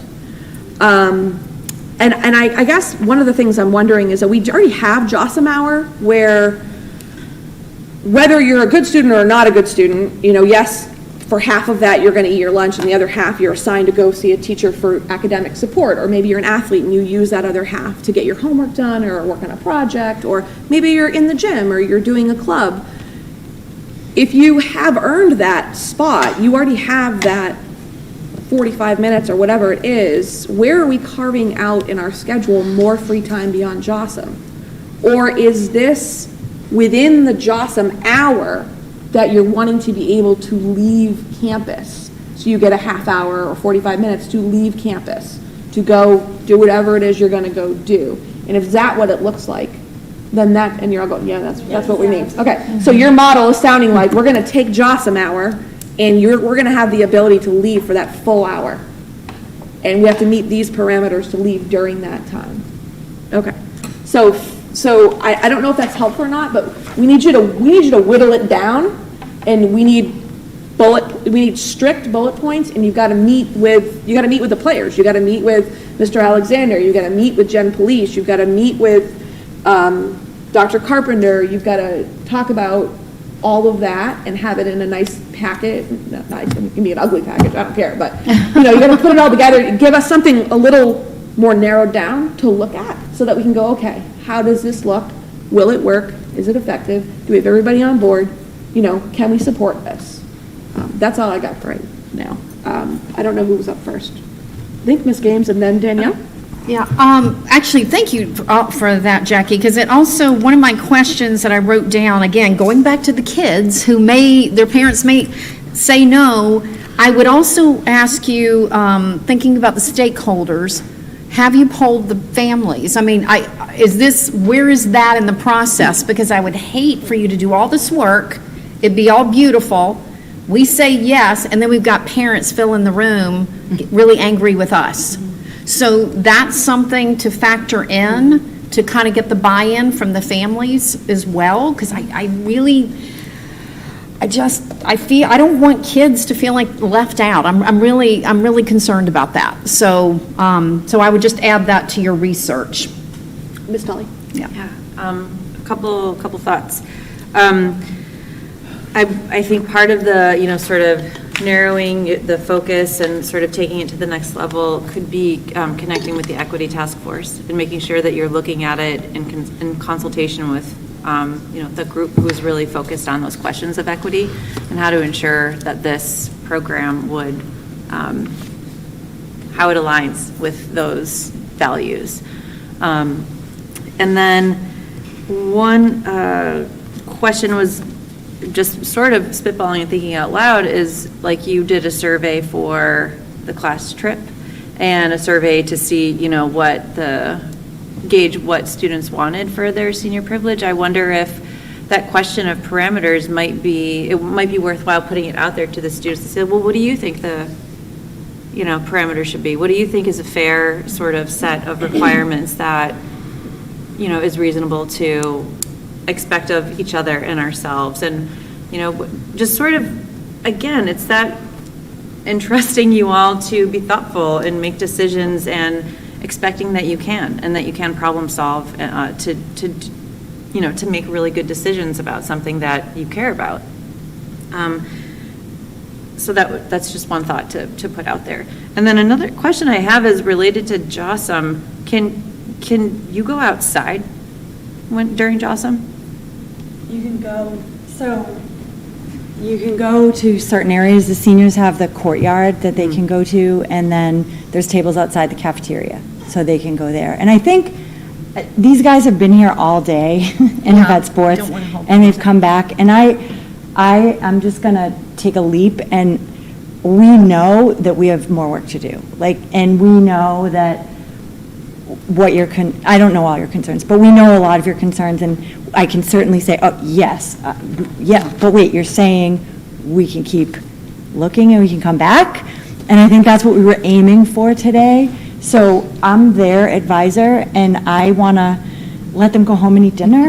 Oh, yes. But can we, if we agree to talk to the Equity Task Force, take a parent survey, take some student surveys, come up with the draft, we've already met with Mr. Alexander, Miss Police, we'll reach out to Dr. Carpenter, and hopefully he'll meet with us, or the kids too. Can we divide and conquer those tasks and come back in? Yeah, you can always come back, absolutely. So I would say, like, work on all the things we talked about, take the feedback, and come back with your next phase, your next step, because that's the process, right? And then you come back with the next step, and if we're happy with the next step, then we're gonna say, okay, we're gonna bring it back for a vote, like, that's how it works. Or we're gonna send you back to the drawing table, okay, this is good, and we also need X, Y, and Z. You're gonna go back to the drawing table, come back. We're certainly not here to say, oh, God, no, stop doing what you're doing. Like, no, we want to see you guys succeed, and we want to see you guys make something of all this hard work. And our job is to try and help you, guide you with, okay, well, you've done all this, but this is what we need too to do our job. So you're doing a great job, but of course we need more details. Yeah, we kind of knew that, but we're glad that you're at least, are you guys glad that? Yeah, that's what we were aiming for today. I'm open to it. I mean, Ms. Henderson? Yes. And just maybe check in with public safety too, as one of the check-ins. Mr. Russell? Thanks, Madam Chair. I'd encourage you also, I'm not saying I'm dead set against it, but just a quick history. Someone said, did any other Cape schools other than the ones that were listed? I too know those schools. And just in my memory, several years ago in Barnstable High School, as well as the whole district, was growing. And there were 7 elementary schools. And at the time, Barnstable High School had 2,200 students, not 680 or 700. As a result, they created an open campus, not for any of the purposes you guys, in a very good way, shared with us. It was to try to dispel and weaken the overcrowdingness of the school. So if you had a period 1 free, which would be study hall, you could stay at home and at 9:30, 9:45 come in, that type of thing. Once the town voted an enlargement of that school, they ended all, and they had a study similar to what you folks, the administration at the high school ended the open campus. And it was a standard, everyone comes in at 7:30 and leaves at 2, and athletics went on. My last thought, being present here at the school committee several years, I too had some hesitation around the Jossam hour, and ultimately watched it grow and corrections, and I voted yes to it. To me, that was a freeing up, not only of staff in some of their responsibilities, and they're under a contract, but also for the kids. And so we've been into that, say, X number of years. In the last, there's been, I think, some correctives this past year that have hopefully increased the supervision of where the kids in need or the kids who are doing well, where are they every day or two during the week of Jossam. So this is the next step of freedom that I guess is my age, that I just have a hesitation. And I do worry about the majority of the juniors and seniors who have cars. I do worry, and I know I'm echoing Dr. Carpenter's thoughts around that. How does the administration monitor that every day in and day out? The openness of saying, what about senior privilege? And what about those who are doing real well? Maybe those are things that I'd be open to saying, hey, that might be worth piloting. But the others, I just fear when I read things about other schools, why isn't this promoted throughout New England? It's so good to have kids have this opportunity, maybe for the same reasons. There's some concern around, because your parents, there's one thing we never talk about, and that's custodial care. And that's the first thing teachers are hired for. And all of us, that when you're here, your care is under our guidance. Once we describe what you're coming with, a 40-minute scoot home, you're under your own care. And that's a bit issue that would be very hard for us to remove and bring back. So, great job.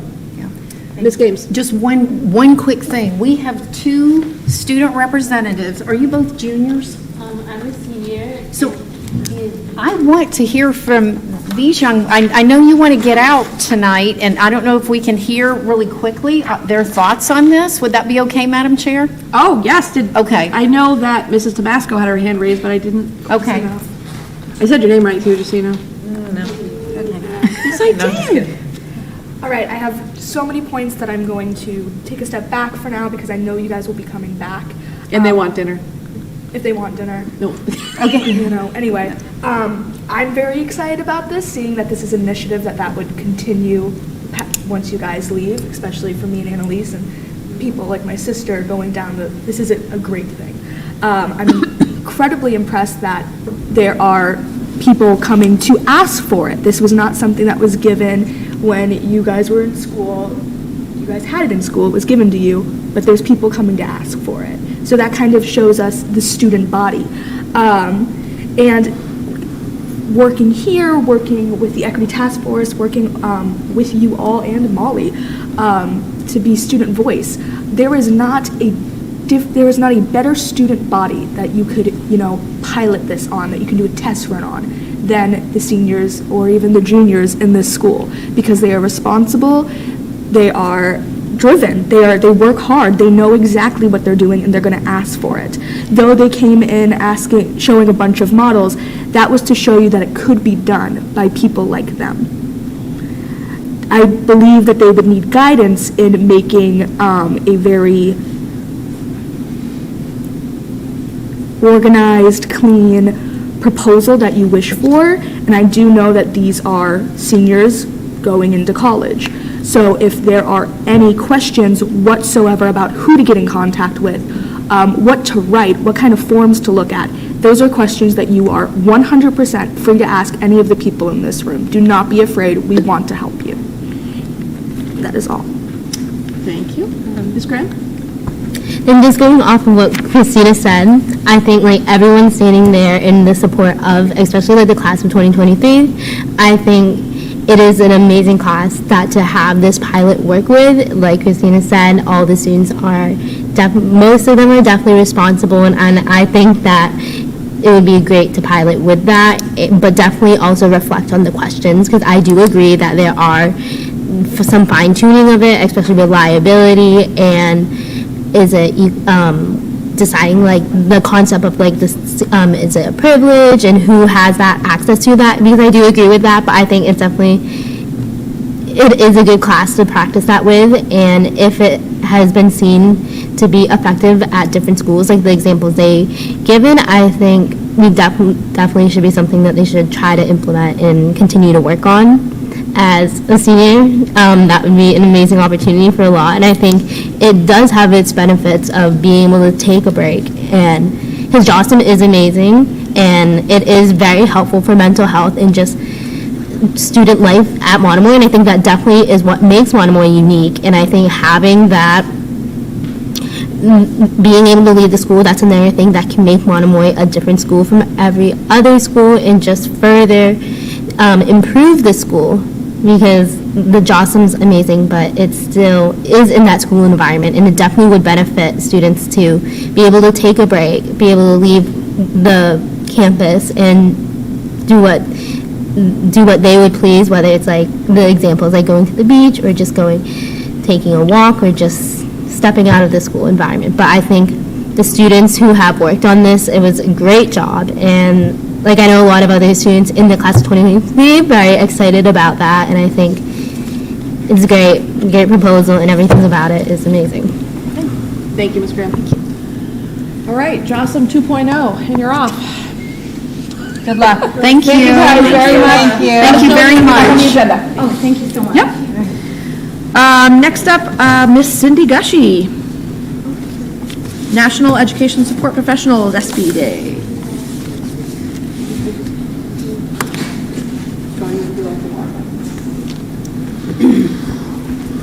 Good evening. My name is Cindy Gushy. I am a paraeducator at Howard Elementary School. I also live at 621A, Route 28 in Howardport. And I'm speaking tonight about the, National Education Support Professional Day, which is the Wednesday of American Education Week, which this year is on November 16th. ESPs are critical members of the education workforce. There are more than 2.8 million ESPs in our nation's public schools, universities, and colleges, and 1 out of every 3 public school employees is an ESP. ESPs meet the needs of the whole student, promoting quality education and fostering positive learning environments. ESPs make up nearly 3 million, I think the number is bigger than that now, of the following 9 career families. And people are always asking me, what is an education support professional? So tonight I brought the list. Clerical services, secretarial, clerical, financial, and administrative support, custodial and maintenance service, building and grounds maintenance and repair, food services, food service, planning, preparation, and delivery, health and student services, nursing, health, and therapy support, community, family, parent, and welfare services, para-educators, instructional and non-instructional support, security services, school guards and security resource personnel, skilled trade, electricians, carpenters, painters, heating and ventilation, machine operators, printing, technical support, computer, audio, visual, and language, media, public relations, and transportation services, the bus drivers and delivery services, and maintenance. I feel that it is important to recognize these staff members, and I'm asking for all ESPs, not just the one that belong to the union, because the custodial services and the bus drivers. There's one quote I found said, the bus driver is responsible for 65 children with only a rear view mirror. And we entrust our students to bus drivers every single day to do that. And lots of times, they don't get a thank you. They don't get, you're doing a great job, and thank you very much for doing that. I put together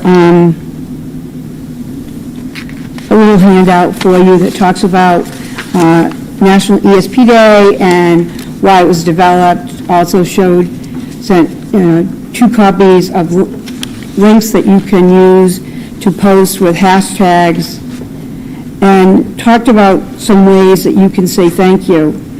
And they don't have to cost money. You know, you send somebody an email, you send a letter to the editor, you write a public service announcement, do I post something on Facebook? There's lots of different ways to do that that don't entitle money, but I will say food is always a good idea. So the ways to do that, contact whoever we use as our local reporter at the Cape Cod Chronicle, and just say, hey, this is happening, we want to make sure that we're honoring this. I hope that all of the building administrators will take the time also to at least say thank you in their daily bulletin. To these people, lots of times we forget them. We forget the role that they play. I'll use an example from school. Jack Dunford is the daytime custodian. He is so engaging with students. He has a special name tag that has a sticker on it. And the first student who finds that name tag, he gets him a little card, and then they can choose a sticker of their choice. But it's something that he's engaging and making sure that the children know that he's there for them. You know, whether it be in the cafeteria, whether it be in the hallway, wherever it is that to do that. But most people wouldn't recognize him for that. We have the administrative assistants who work in our offices, the clerical. You know, they're the people that answer the front door. They're the people that make the first impression on people that are coming to the school or people that are calling, because those are the people that are doing those skills. We think about our instructional assistants. You know, we think about our nurses. These are all, even though some of them belong to the Unit A contract, they are still education support professionals because they're not considered to be classroom teachers. So I just hope And as you notice, this year is a little more prepared. I came up with ideas. But I just want to please encourage you to find a way to say thank you to these people. There's over 100 ESPs that work in this district. So just to find a way to say thank you. Thank you, Cindy. Any questions for Cindy? Yeah, Ms. Gaines? I don't, so I think where we left this last time, were we as a school committee, I mean, it seems like, didn't we talk amongst ourselves about having a letter drafted, or was that under you, Meredith? I'm trying to remember.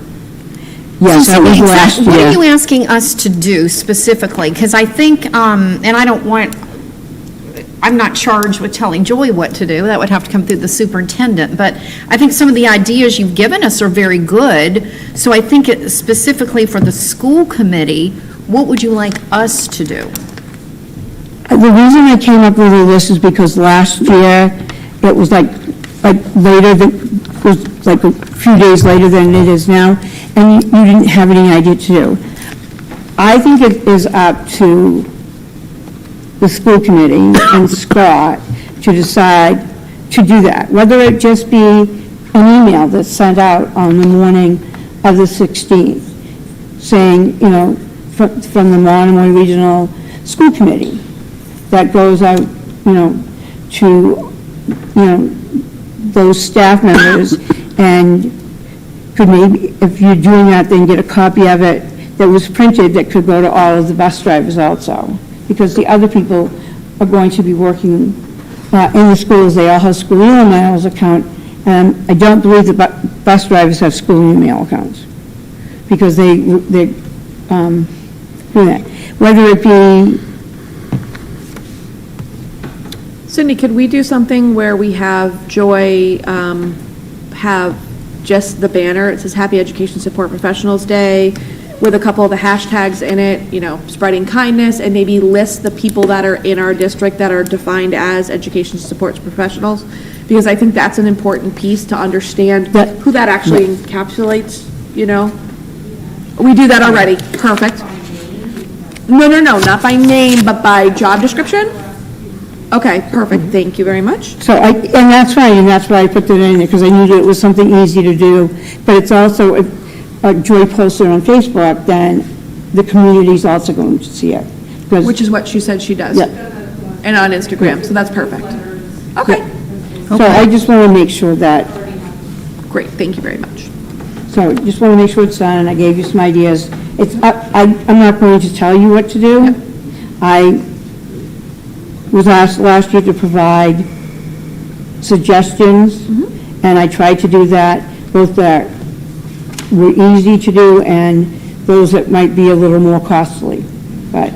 Yeah, Ms. Gaines has something to mention too, and I don't know if this is in line with Teacher Appreciation Day. I was going to ask that. Yeah. And then I think often that's through, but that's, the PTO does something for each school, so perhaps reaching out to the PTOs about this. They include everybody in that at the same time. But that's in May. Right. Because we don't celebrate American Education Week here in Monomoy, and that's when National ESP Day is part of American Education Week. We do Teacher Appreciation, Education Appreciation Week in the spring. Which encapsulates, which has everybody. Yep. Okay, all right, great, thank you. Ms. Gaines? No, that's what I was going to ask, because I know we do Teacher Appreciation Week. A lot of that, I think, comes from the parents and the PTO groups. So I don't know if there's something. I mean, I think I would have to hand it to the superintendent. I don't know if we can have on November 16th. I personally don't know everybody that falls in that list. So I don't know if there's something that can be done internally. Is it a budget item? I have no idea. As long as I'm not asking for each individual person to be named, if you were to like to post something on Facebook. I'm just looking at the categories, like the office and the nurse and the bus drivers and food service workers and the cafeteria monitors, the custodians. I know that it's too hard to do something and list everybody's name, because then you go away, and I know you would have to then list every teacher's name in the spring. So I'm looking at categories, not individuals. So we could update the graphic to have like bubbles, be like janitors, your bus drivers, your this. And Which is what we've done. Great, perfect. Mr. Russell? Thank you, Madam Chair. Well, I think I recall this conversation that we had several years ago. And the same thought I had then, I just repeat now, that in addition to what you've said as suggestions, I too think they're solid. As well as the superintendent's leadership team sending a note out on the week of appreciation. But we've got 4 principals in the district, or whatever we have. They are the ones who should know how well things are going in their respective schools, the morale, that magic word. So I would suggest that during a staff meeting with his principals, that the principals take a second and a third or fifth look as to that group of staff. If we have 100, then each, some schools have 8 or 9 or 10 teaching assistants, and allow some of our principals who run that building in the school to come up with signs of appreciation.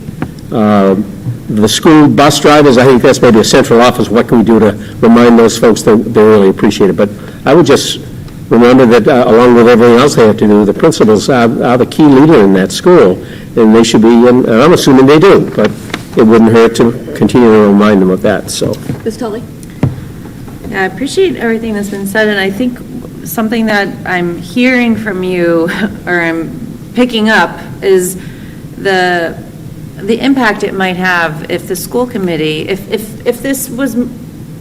ESPs were recognized beyond the school building, beyond the school community, like out in the wider community. That's what I'm hearing as an important thing that isn't explicitly being addressed. And, you know, I think it'd be very easy if, even if messages are out on social media, if people aren't connected to the district necessarily, they're not going to see those messages. So I think this was our plan for last year. I don't remember if it happened or not, but writing a letter to the editor on behalf of the school committee, I think as elected officials that represent our communities, to name these categories and say, these are essential workers, these are essential people, we need them, and we appreciate them, and like, we need to name that and put that out there. I would support doing that. I would be happy to draft that. I don't know what is the appropriate process to go about doing that, but that's what I'm hearing from you. And so I support that. My only question or comment on that would be, then we have to do it for the teachers as well.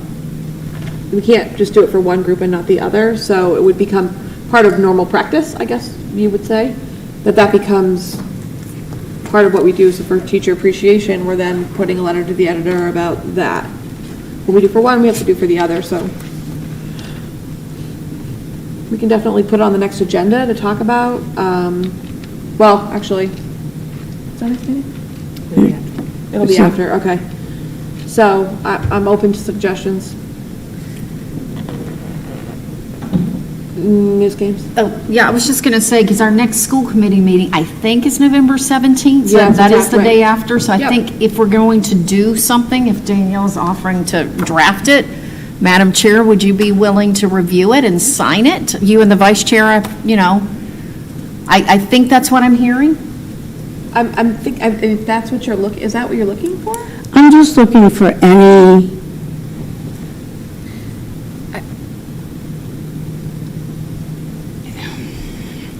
recognition that these staff members would feel like the school committee appreciates them.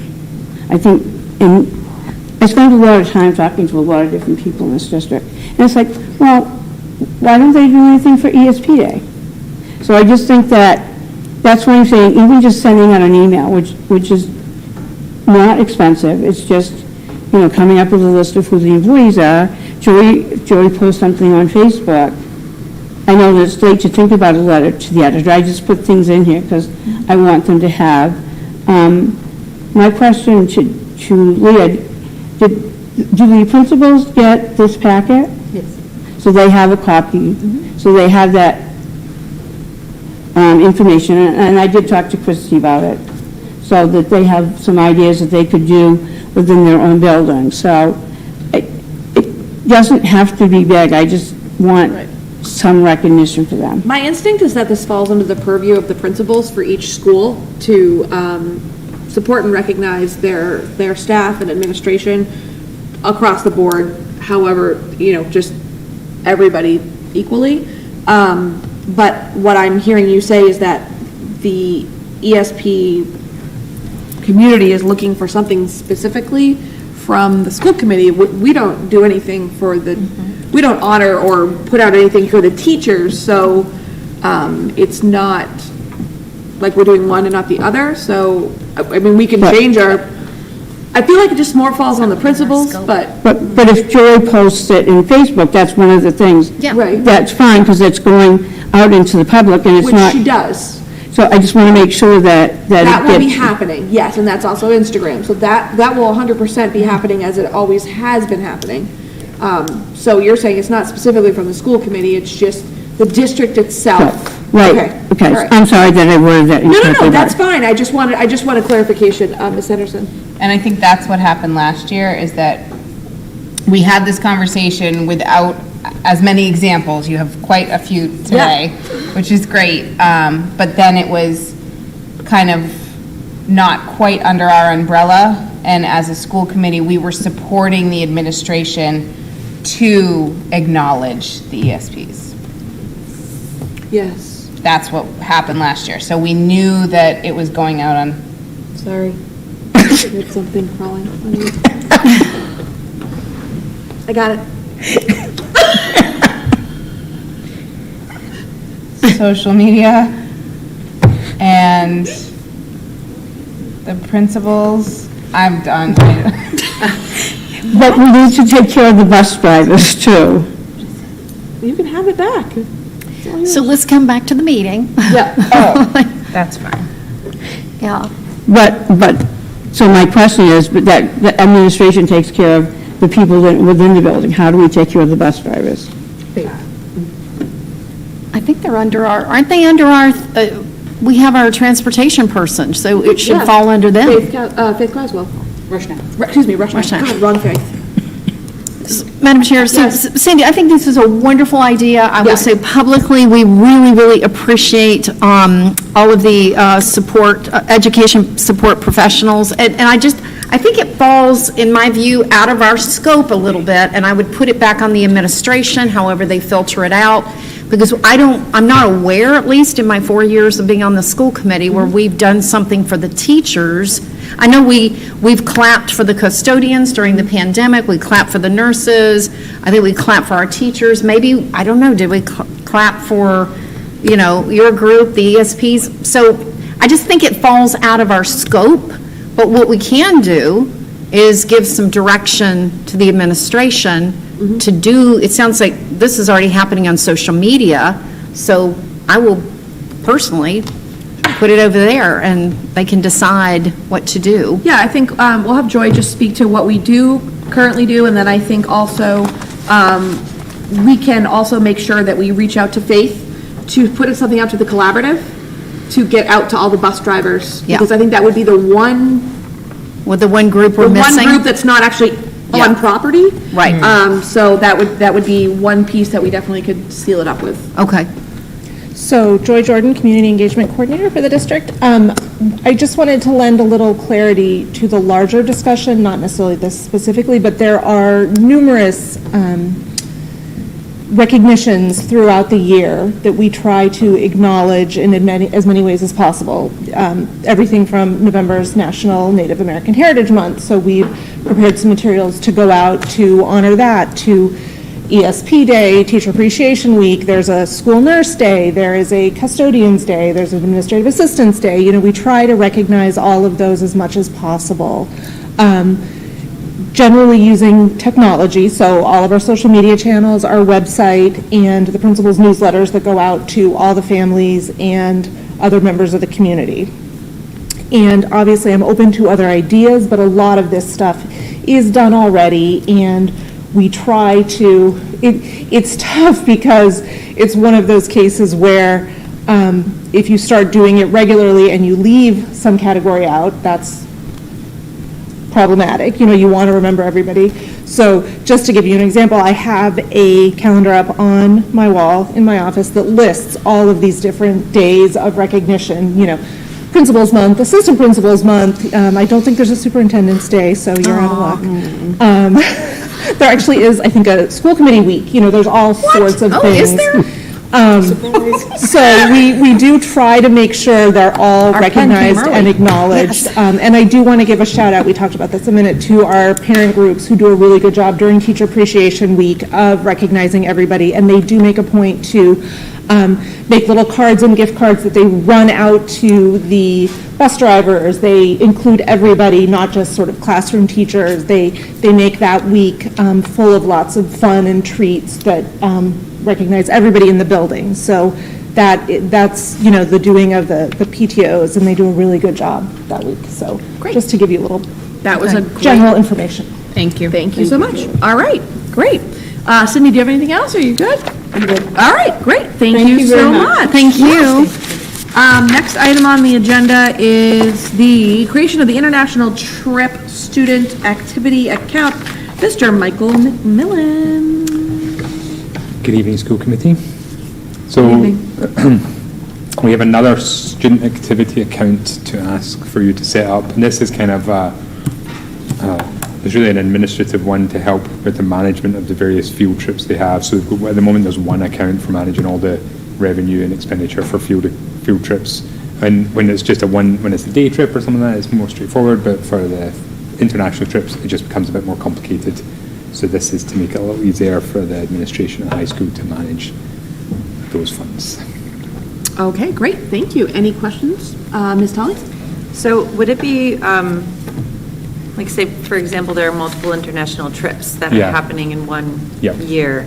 Would they all fall within this account, or would there be sub-accounts created? It'd all be within this one account. Okay. Normally, they don't, so yeah, we checked, they normally don't have more than 2 on the go at the same time. So in theory, they should be closed out before they're starting.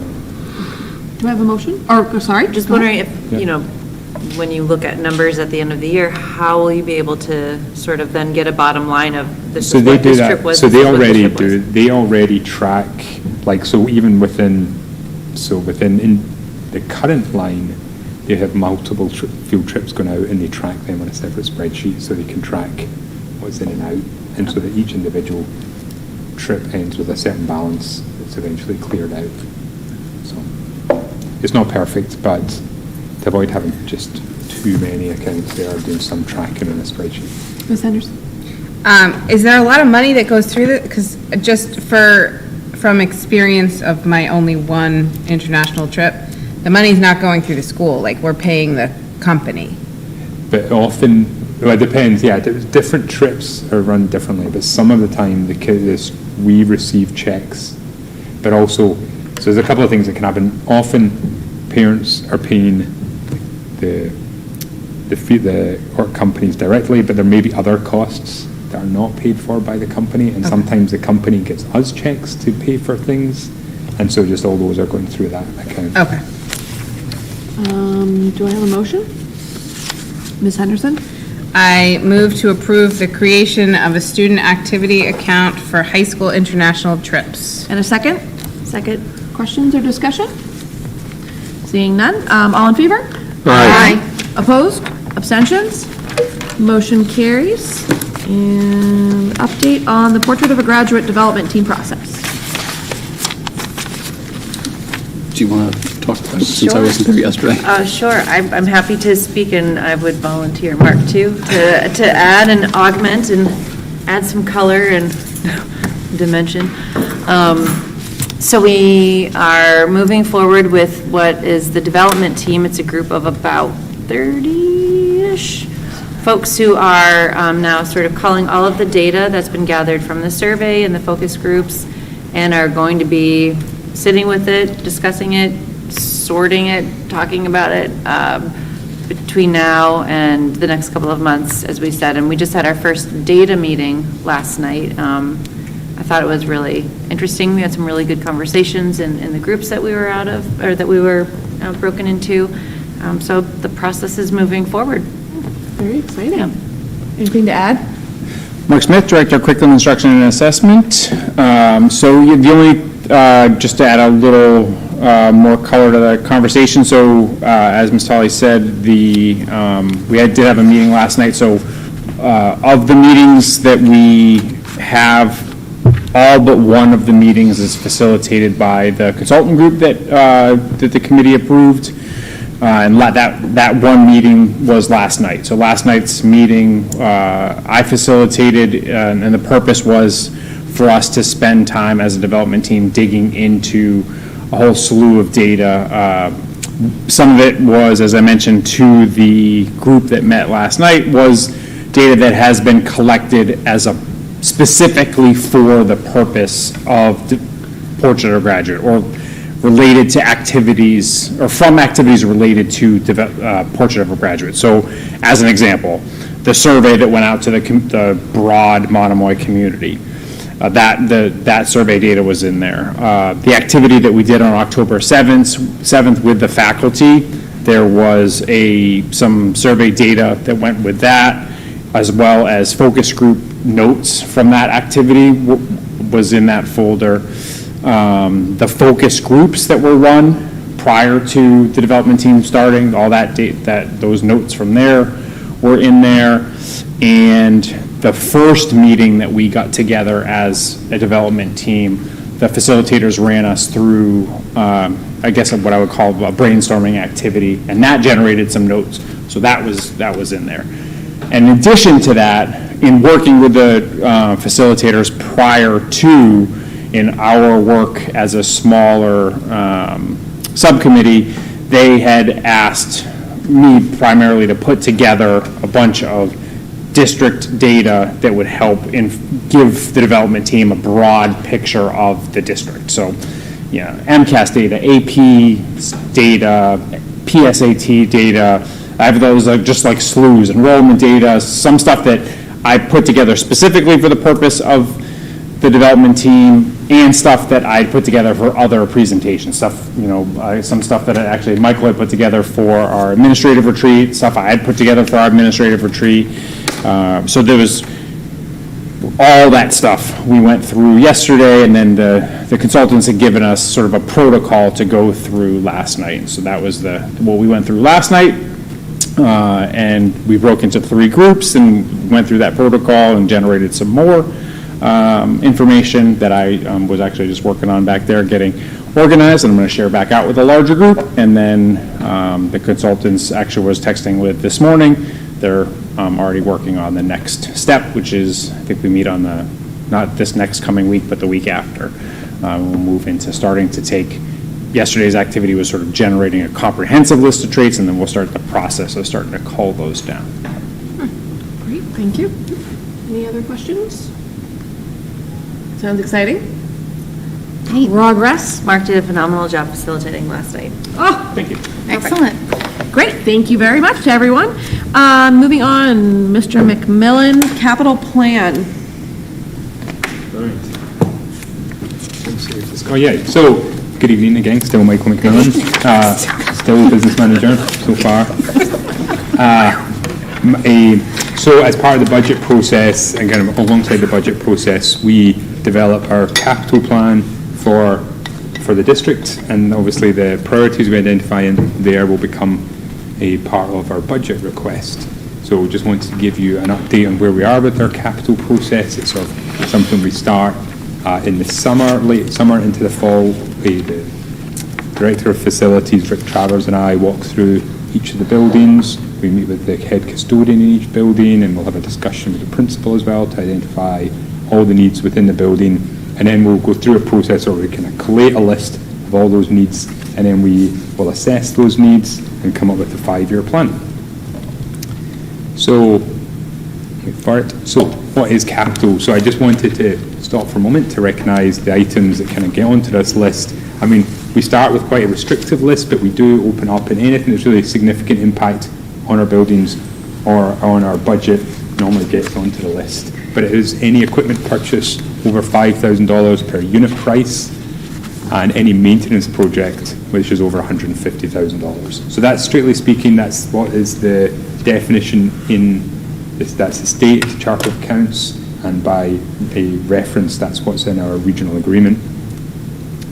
However, as part of the new regional agreement, the town of Chatham is directly responsible for any costs relating to Charterton Elementary School, and the town of Harwich, for Harwich Elementary School, they are now directly responsible for their capital items in those schools. So we are now kind of items, they are now wanting to see what those items are and take those items through their capital planning process as well. So the town of Chatham's definition of capital is anything between $10,000, really anything over $10,000, which have a useful life of 5 years or over. So that's a much broader definition than we've seen in the past, whereas town of Harwich is anything over $50,000. So I just refer to those because that will influence, you'll see those, or you may see those going through the capital planning process in each of the towns now as well. We do also include extraordinary maintenance, which is really anything over $10,000 that doesn't reach the level of capital, but we also include that. Anything that's just the ongoing maintenance of the building, routine stuff, doesn't make it onto the capital. And this is I think it's not very easy to see here, but this is kind of the spreadsheet that we put together with all the items, and we capture a whole bunch of information on each item, and that has been expanded each year. And we use a formula to calculate give each item a priority score. I mean, to be honest, this is just a tool to help us. So we use that. We then look at what items it prioritizes. Doesn't mean we necessarily go with them every time, because it's so subjective, the scoring, the points you give an item. But it's really helpful for us just to sort of sense check what we're prioritizing, and to help, when there's a lot of items, like there's 90 items, it's helpful for us to have some tool to start whittling them down. Let's see. And then funding. So, as I mentioned, each member town is now responsible for the capital of their elementary school, so that will go through their process, but we also have the overall budget, which will, with the items in the middle school and the high school. And I just wanted to mention, so our debt payments, so we're paying the debt on the high school, so that goes down each year a little bit, just the way the schedule of debt repayments is structured. So that from 23 to 24, that will go down $55,000. And so what we'd like to do is each year make sure that's been recycled up to a point, being recycled back in to pay for capital items, because otherwise it just gets swallowed up by operating. But we don't want to move debt, expenditure. We don't want to use budget for debt. We don't want to move that over to operating costs. So we want to keep moving that back into capital, and that means we're maintaining our investment in our buildings. And we do have other revenue sources. So this isn't just about what we're going to fund from the general fund. It's also about what we're using ESSER funds for. We have school choice funds that we receive, E-rate, which is a federal government grant process to fund technology purchases within districts, or a portion of them. And we have some other revolving accounts which have funds in them for one reason or another. So I just included a list because it's a long list. These are all items which we've finished over the last couple of years. So this isn't all just been done this year. This is over the last couple of years. These are items that have been completed or are budgeted for completion in FY23. So there's a whole lot of things that you've already approved, we've already moved forward with. The biggest item on here is the Harwich Elementary School playground. So although that was funded by the town, it still has a big impact on the district. And so that's why it was included on our capital plan, so we could keep an eye on things. We bought our new multifunctional school activity buses, which are here at the high school. We have a bunch of other projects going on at the moment. So there's a whole lot of stuff going on. So I just wanted to remember that, you've already approved a whole lot of stuff, and it's been put into place. So thank you very much. You're welcome. So the facilities review. So I won't go into tons of details, but as I say, Rick and I walked through each building, and we produced sort of a small pack on each building. It's like 3 or 4 pages, and it's in your pack. And it's really just the notes on what we found walking through the building. Really high level, the buildings there are in generally good condition. So the facilities, Rick and the head custodians and the custodians of each building are doing a really great job managing those buildings, of maintaining them well, of ensuring like the boilers are regularly serviced, the roofs are being repaired, doors have been repaired. They're really keeping on top of things, and that's really helping to extend the useful life of the equipment and of the buildings and make them comfortable, safe places for students. That all said, a lot of the items we have, the big items like the boilers and the roofs, are nearing the end of their useful, or their expected useful life. In other words, we'll keep them going. That is something that we need to think about as we're developing our long-term capital plan. And I say that, particularly that's true at the middle school and at Chatham Elementary School. And the other item we identified in our walkthrough is our security systems. So public, and that is also on the feedback we've received from principals. There's our public announcement systems in each of the schools, our security cameras and our access controls. So those are sorts of areas we're looking at over the next year.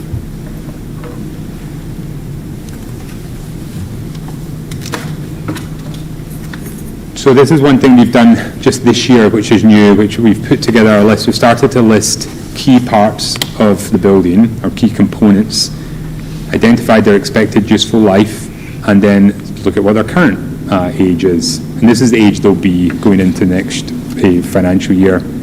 So obviously the high school's in great condition. I mean, they're coming on 10 years old, and they are still, I mean, walking around the building, people are always surprised when I say it's that old, because it feels like a new school still. And that's testament to the work of the custodians.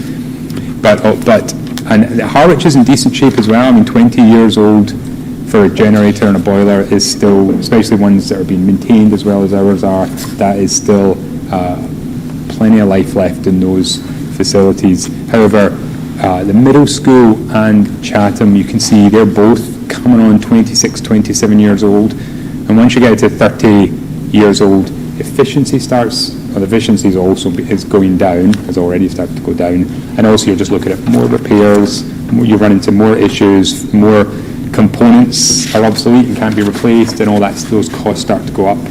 So really, we don't want to be in a position where these all start to fail on us and we're rushing to replace them. So we want a kind of longer term plan to start to replace them over the next sort of 5 to 10 years. And particularly, actually, although the HES is, Harwich is in good condition, we do have 2 boilers there which are 32 years old. So those are, not for this year, but I think next year we have them on the list to be replaced. All right, so this is the 2 items that we sent over to the town of Harwich. Question? Yes. Yes, if you don't mind, before you move on, the sheet you were just on, current major building. Yep. So where it says auditorium. Yep. So why is there an NA? Because isn't the middle school, they have No, you are right. there? Sorry, that's just a mistake. Yeah, so that would be around 25, 26 years old as well. All right, I just want to make sure. Yeah. All right. Well spotted. Thank you. All right, thank you. And that is actually, you'll see in a moment, one of the projects we've identified. So Harwich Elementary School, so there was an error, and there was a mistake in the pack you have at 50,000 in 2025 that's no longer there. But the 2 items are over $50,000 to meet that threshold for Harwich within the next 5 years, is replacing those 2 boilers and starting to replace some of the rooftop units at Harwich. So I'll just take each of those in turn. So the boilers are the ones that are 32 years old, and I'd start to look to replace them in 2026, when they'll be getting on to 35 years old. And the rooftop units, so we have 9 of those at the moment, and 1 has failed, and so we're actually having to replace that this year, which we had not planned to, but it has failed and is irreparable. So we're out to bid for that right now to replace it. And given that that's happened, if we wanted to get these on the list so we can start replacing these, we thought we'd start replacing a couple a year. We think it's going to be about $50,000 per item. So we're going to do that. Our plan is to do that over a few years, starting in 2027. So some of these things, this may change. So we may get to 2026 and decide, actually, we want to replace them all now, and we'll be looking at how we might do that. Or we might decide, you know what, they're working fine, we're maintaining them, we're getting good reports, and we'll see if we can put them out. But we want to make sure they're there, they're on our plan, and we're aware of them. All right, now Chatham, as I mentioned, they have a lower threshold for what they consider capital, so a lot of projects which would not qualify for Town of Harwich capital does qualify as capital in Chatham, and we just have more projects there as well. I won't go through all of these, but you will see that we have looking at expanding the security cameras. We do want to look at extending the current public announcement system and upgrading door locks and access systems there. The other big item there obviously is the roof. So we are keen to get that roof replaced. I mean, it is now, like I say, 26, 27 years old, and, you know, near the coast, it really gets battered by the weather, which has really taken its toll. And that is a process. So we would have applied to the Massachusetts School Building Authority for a grant for that, but they're not accepting grants for this for next year. So, I know. Why? So we literally got a notification today. So they are, I think because of inflation and construction costs increasing so much, they're looking at ways how they're going to fund their core construction project, which is building new schools, have existing projects. So they're putting a moratorium on the accelerated repair, which is boilers and roofs. So so we're kind of back to the, I literally found out today, so I'm not quite sure what we're going to do with that. Let I mean, that I think soak in. Yeah, no pun intended. Wow. Madam Chair, Unbelievable feast. Yeah. Mr. Russell. a question, Michael, that may just be me. With the vote that Chatham Select Board and their citizens did last fall to assume the costs of their own elementary school, Yeah. do we continue to assume capital needs for Chatham Elementary, or does Chatham? So strictly speaking, what we agreed was the assessment methodology. So in terms of management responsibility, nothing changed. So we're still responsible for Chatham Elementary School, for the building, for maintaining it. It's just that when it comes to calculating the assessment, we'll take out any costs relating to capital or operations relating to the elementary school, just goes directly to Town of Chatham. So it is like a slight nuance, but it is one that the state was really clear on. It's like, this isn't like Town of Chatham's now responsible for Chatham Elementary School. That's still a Monomoy Regional School District building. We're still responsible for it. It still gets managed as part of our overall capital plan. So we may choose to do one thing, you know, at Harwich because it's a priority and not at Chatham because it's less of a priority, or vice versa. And we really don't want to be in a position where, because we don't want to be in a position where the Town of Chatham could just say, oh, it's okay, we'll pay for that, or no, we don't want to pay for that this year, outside of the regular assessment in budget process. Does that make sense? I'm glad I asked, because I was under the misunderstanding that once this transfer of finances occurred, it did give the responsibility of the Select Board in Chatham the oversight of the capital of their building. And I'm wrong. I assume that. Well, so it's in theory, so yes, it's still our responsibility. We will go for them for funding. However, we're going to have to justify it to them through their capital planning process. So is this kind of, we are still responsible, but now we're kind of slightly more going through some more of their processes. So I know I'm kind of fudging the issue, but it is a little murky because we are going through their capital planning process, but the funding is still part of the assessment. Sorry, Mr. Russell. Last comment on this, and it probably is me. No, my assumption, forget capital for a moment. My assumption is this was worked out over a couple of years due to the fact that the children were getting less and less in each classroom. And then there was a response, and we looked like we had a partial solution. That my impression was that at some point, next year or this year, whatever it was, that and maybe it won't, but as the population of the Chatham Elementary continues by class to be reduced, causing to be X number of thousand more than we're paying for the Harwich classrooms, Chatham would pick up that cost. Yeah. Okay. So Chatham is responsible for the cost of all that happens at Chatham Elementary School. Okay. So the management and responsibility is still Monomoy's. Ms. Todd? I have a question in line with, I think, what Terry was trying to get to the bottom of, which is, so my understanding is the district identifies the capital projects needed. Yep. But now, instead of the district choosing what they would want to do, for example, at the Chatham Elementary School or the Harwich Elementary School, they have to propose those projects to each town, as long as those projects fit each town's definition of capital. Yep. And then the select board and town voters at town meeting would have to approve the funding for those. Well, only if right? it's over like $250,000 for Chatham. So not much would get to that point. And to be honest, if it is at that point, then we probably do want it to go to in front of the voters of Chatham. So say when we're doing the roof, that probably is going to require, and the grant process does actually require a more complicated process of approval. But, I mean, right now, even before the assessment change, we still had to go to each town and justify an increase in the assessment. So, and we would, as part of that process, we would say, here's the capital projects we're planning, here's the other things we're planning to do, and they could challenge us on those and question, I mean, they never really did. But, they never did on specifics, it was more of a general, Michael, a further rationale, just again primarily for myself, but to clear something up.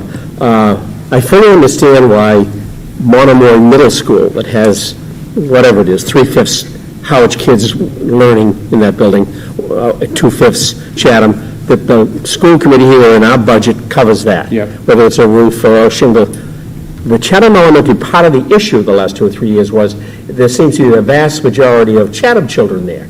And very few. Chatham Elementary School, And the issue was, how come we be paying that excess and then came the issue of, well, you'll take care of your own elementary schools. So I guess I raised it only because I want to be clear in my head as to what we're buying into. Each town is responsible for the budget of their elementary school. Operation and capital. Operation and capital. That's the way the assessment works. First thing you do, kind of, is say, all right, all the town of Chatham costs, a Chatham Elementary School, town of Chatham, you have to pay for that. Harwich Elementary School, town of Harwich, you have to pay for that. Yep. Then you go to like the middle school and the high school, and you split those costs based on student enrollment. Okay. So at some point, we, the committee or Chatham, realizes that Chatham roof can't last much longer. Yeah. They'll have to come up with a price that it's going to cost them. Yep. Okay. I guess I wasn't clear enough 10 minutes ago, but I thought that. I do that, don't worry. Over the last year, I thought that kind of what would be ultimately part of the solution. Yep. Okay, that closes up anyway. Ms. Tom? I don't mean to, I don't know what this might do, but I'm wondering, like, is there any concern that either town might change their definition of capital? Yeah, well, as we move forward into this process of having each town, So the be town- responsible for the town of capital Harwich costs of is- their elementary school? The town of Harwich is planning to adopt something more like what town of Chatham has. So, I mean, we've not gone through this process before, and this is something the towns have just asked for. I mean, I think,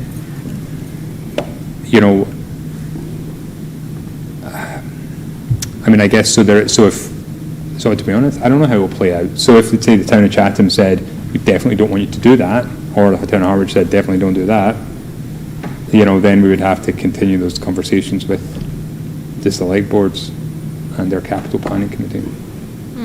It's a really good argument for the roof, and it has to trump a lot of other things on their list for capital projects. Dr. Carpenter? I mean, it also, in many ways, it doesn't change anything compared to, or in terms of what we proposed to the towns as the new assessment methodology. So, so whereas Chatham has a lower threshold for stuff to come up on the capital list, at Harwich Elementary, those smaller things would show up as like maintenance costs that would be attributed. So it's, so it's, the costs are still there. It's not that, Chatham is this lower threshold and so Harwich isn't having to deal with it. It's just where they, it's the nuts and bolts on the town side, how they log it, and really this, the other things that haven't changed is we would go to the towns and talk to the towns about Monomoy's 5-year capital plan. Like, here are the projects that are, and we've been telling people for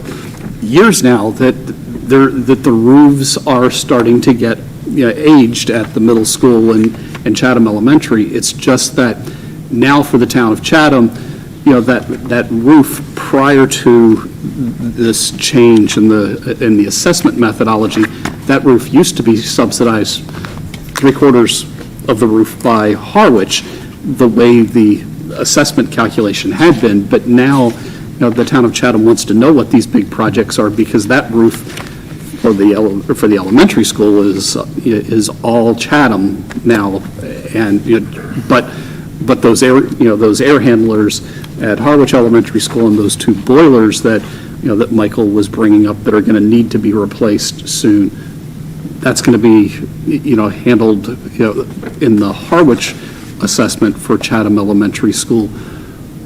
But we just want to be clear with them that we've got these 2 boilers that are 26 years old and are going to need to be replaced soon, so that we don't have both of them fail one winter, and then what?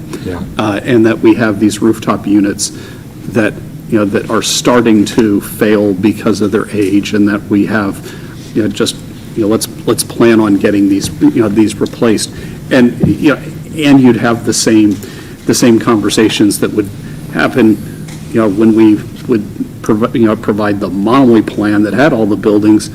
The towns, the conversation in each town is, what's the wherewithal that they have? Are there a lot of big capital projects, and do we need to talk about potentially moving it into a different budget year or not? And those conversations, you can imagine, are still going to go on. It's just now we're having, here's what's happening at the middle school and high school, and presenting that to the towns, and then to Chatham, here's what's what's coming down the line for Chatham Elementary, and for Harwich, here's what's coming down the line for Harwich Elementary. Thank you. All right. And then here is the long list of the items which we've identified for the middle school and high school. So we actually have a couple that we're trying to tackle right now, which is upgrading the stage lighting system in the auditorium at the middle school, Tina, to your point. So that's all the rigging and lighting for the stage, which is a very old and in need of repair and replacement. A lot of the stuff is obsolete at this point, but it's also insanely expensive to replace. But we have a revenue from school choice that we would like to use for that. We're also drawing up architectural drawings for the new press box in the hope that that's going to be funded through donations. And then looking ahead to 2024, so the priority we identified based on, the priority scoring is to add additional external lighting at the middle school. So, by that half drop-off circle. So right now, when it gets dark, you have, I think there's 1 light pole right now. So when kids are any ways past that light, they're just in the dark. So that makes administration nervous for, safety. So that seems like a clear priority for students. And then, as well as the roofs, which we talked about before, we're also looking at replacing the public announcement systems at all 4 schools and joining them up on one system.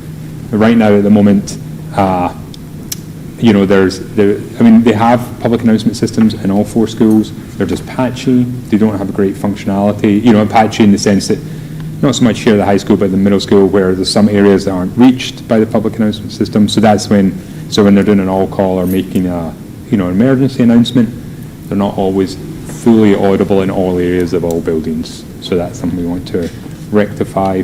And so this project would, bring in new software to make them easier to manage, and also add additional speakers in some places.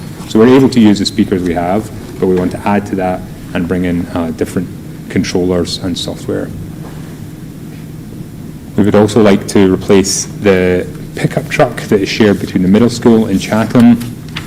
The one that we have at the moment is completely kaput, so so it does not work, it's not on the road, so we will be looking to get rid of that and replace it with a new one, and suggestion of both the director of facilities and the superintendent, we're looking to add a plough to the front of that truck so that in snow, when we're able, the towns do a great job of helping us clear out our roads, but they're obviously trying to do their whole town, and they don't always catch like little parks or in certain parking spaces and pathways, so if we had our own plough, that would make it more likely they would be able to get students back to school after a snowstorm.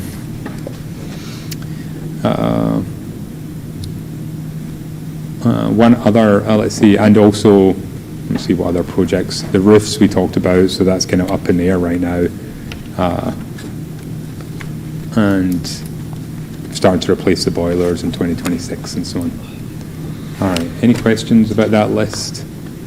Michael, why don't we talk about the last one on 2024, so people have a heads up. Oh, yes, that's an exciting one. So one item that we're looking at, and this is, we're really just sounding this idea out at the moment, is putting in the slim gym, I think it's slim gym at the middle school, we would put in artificial turf so we could play ball games through the winter. And that would include also putting cushion on the wall and protection for windows so that we could be playing like lacrosse and soccer in the off season. Would you be getting rid of the bleachers or? Yeah. Well, so we had like all that would have to be scoped So this out. is Indoor. Yes. Yeah. So this is Indoor field hockey? Yeah, so this is something that I've felt would be a really nice asset for the district for years, because I think at the moment there's, the only indoor turf I think on the Cape might be Willie's, like a little patch at Willie's gym. Yep. That's under lid, and to be able to go do some skills clinics for children of all ages, it just provides a resource that's really lacking out here. And so I know when we were trying to get a lacrosse program established, I would come in on the weekends with kids and teach them how to play lacrosse in the slim gym. And you can imagine, like you want to throw lacrosse balls off of a wall, but you're trying your best to okay, please don't hit those windows. So it's and it's a gym floor. It's not turf. So so you have the ability to do like indoor field hockey clinic.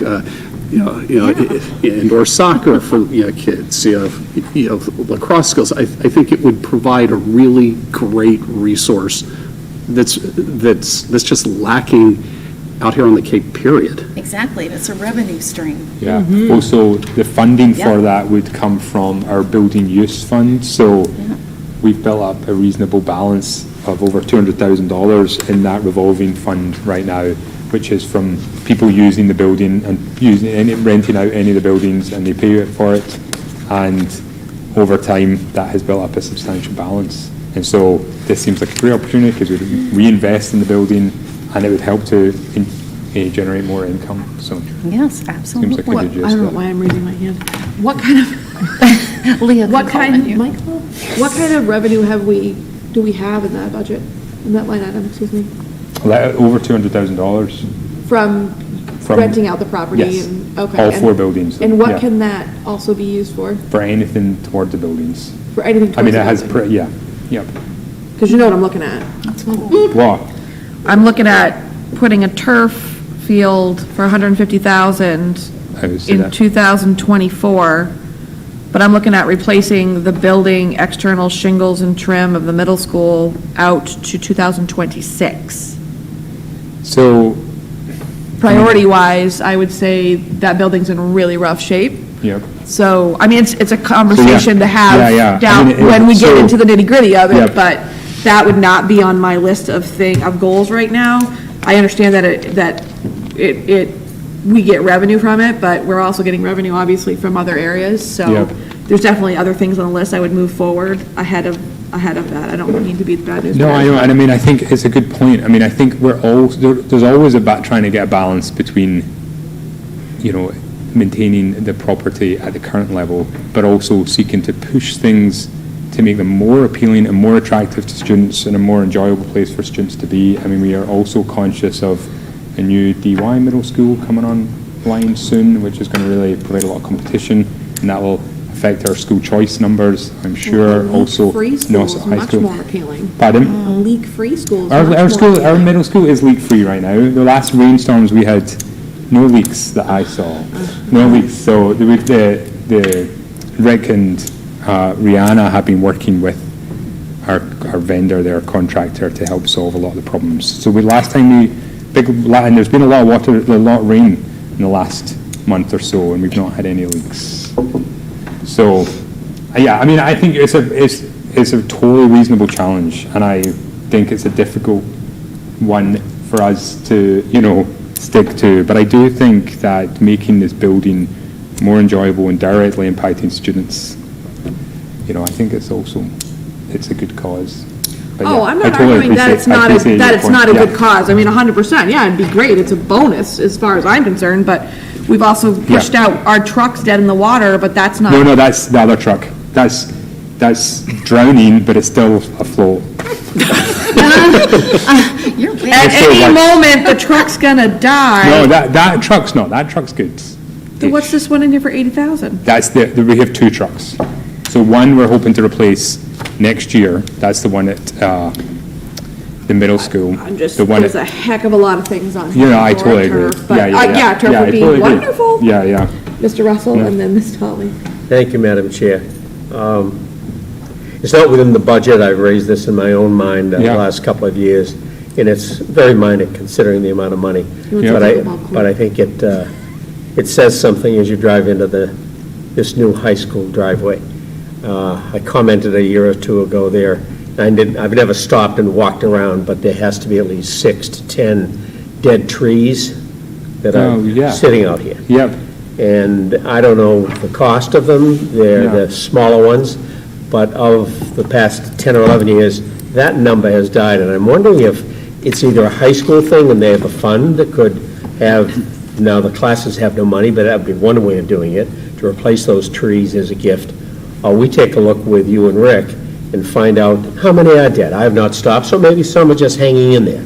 Yeah. But they're so obvious that I would like to see those replaced with new trees. Yep. Dr. Carpenter, only on that topic, or do you have something on the trees? I don't have anything on the trees. Can you hold your thought? You can comment on the trees, and then we'll go to you. Yeah. Great. In terms of the trees, Terry, we did at I think it was the fall of this year or spring of last year, we did go cull anything that wasn't viable, and we have done some replanting, and we actually had a conversation with a young man who's doing an Eagle Scout project that will be planting some additional trees where things have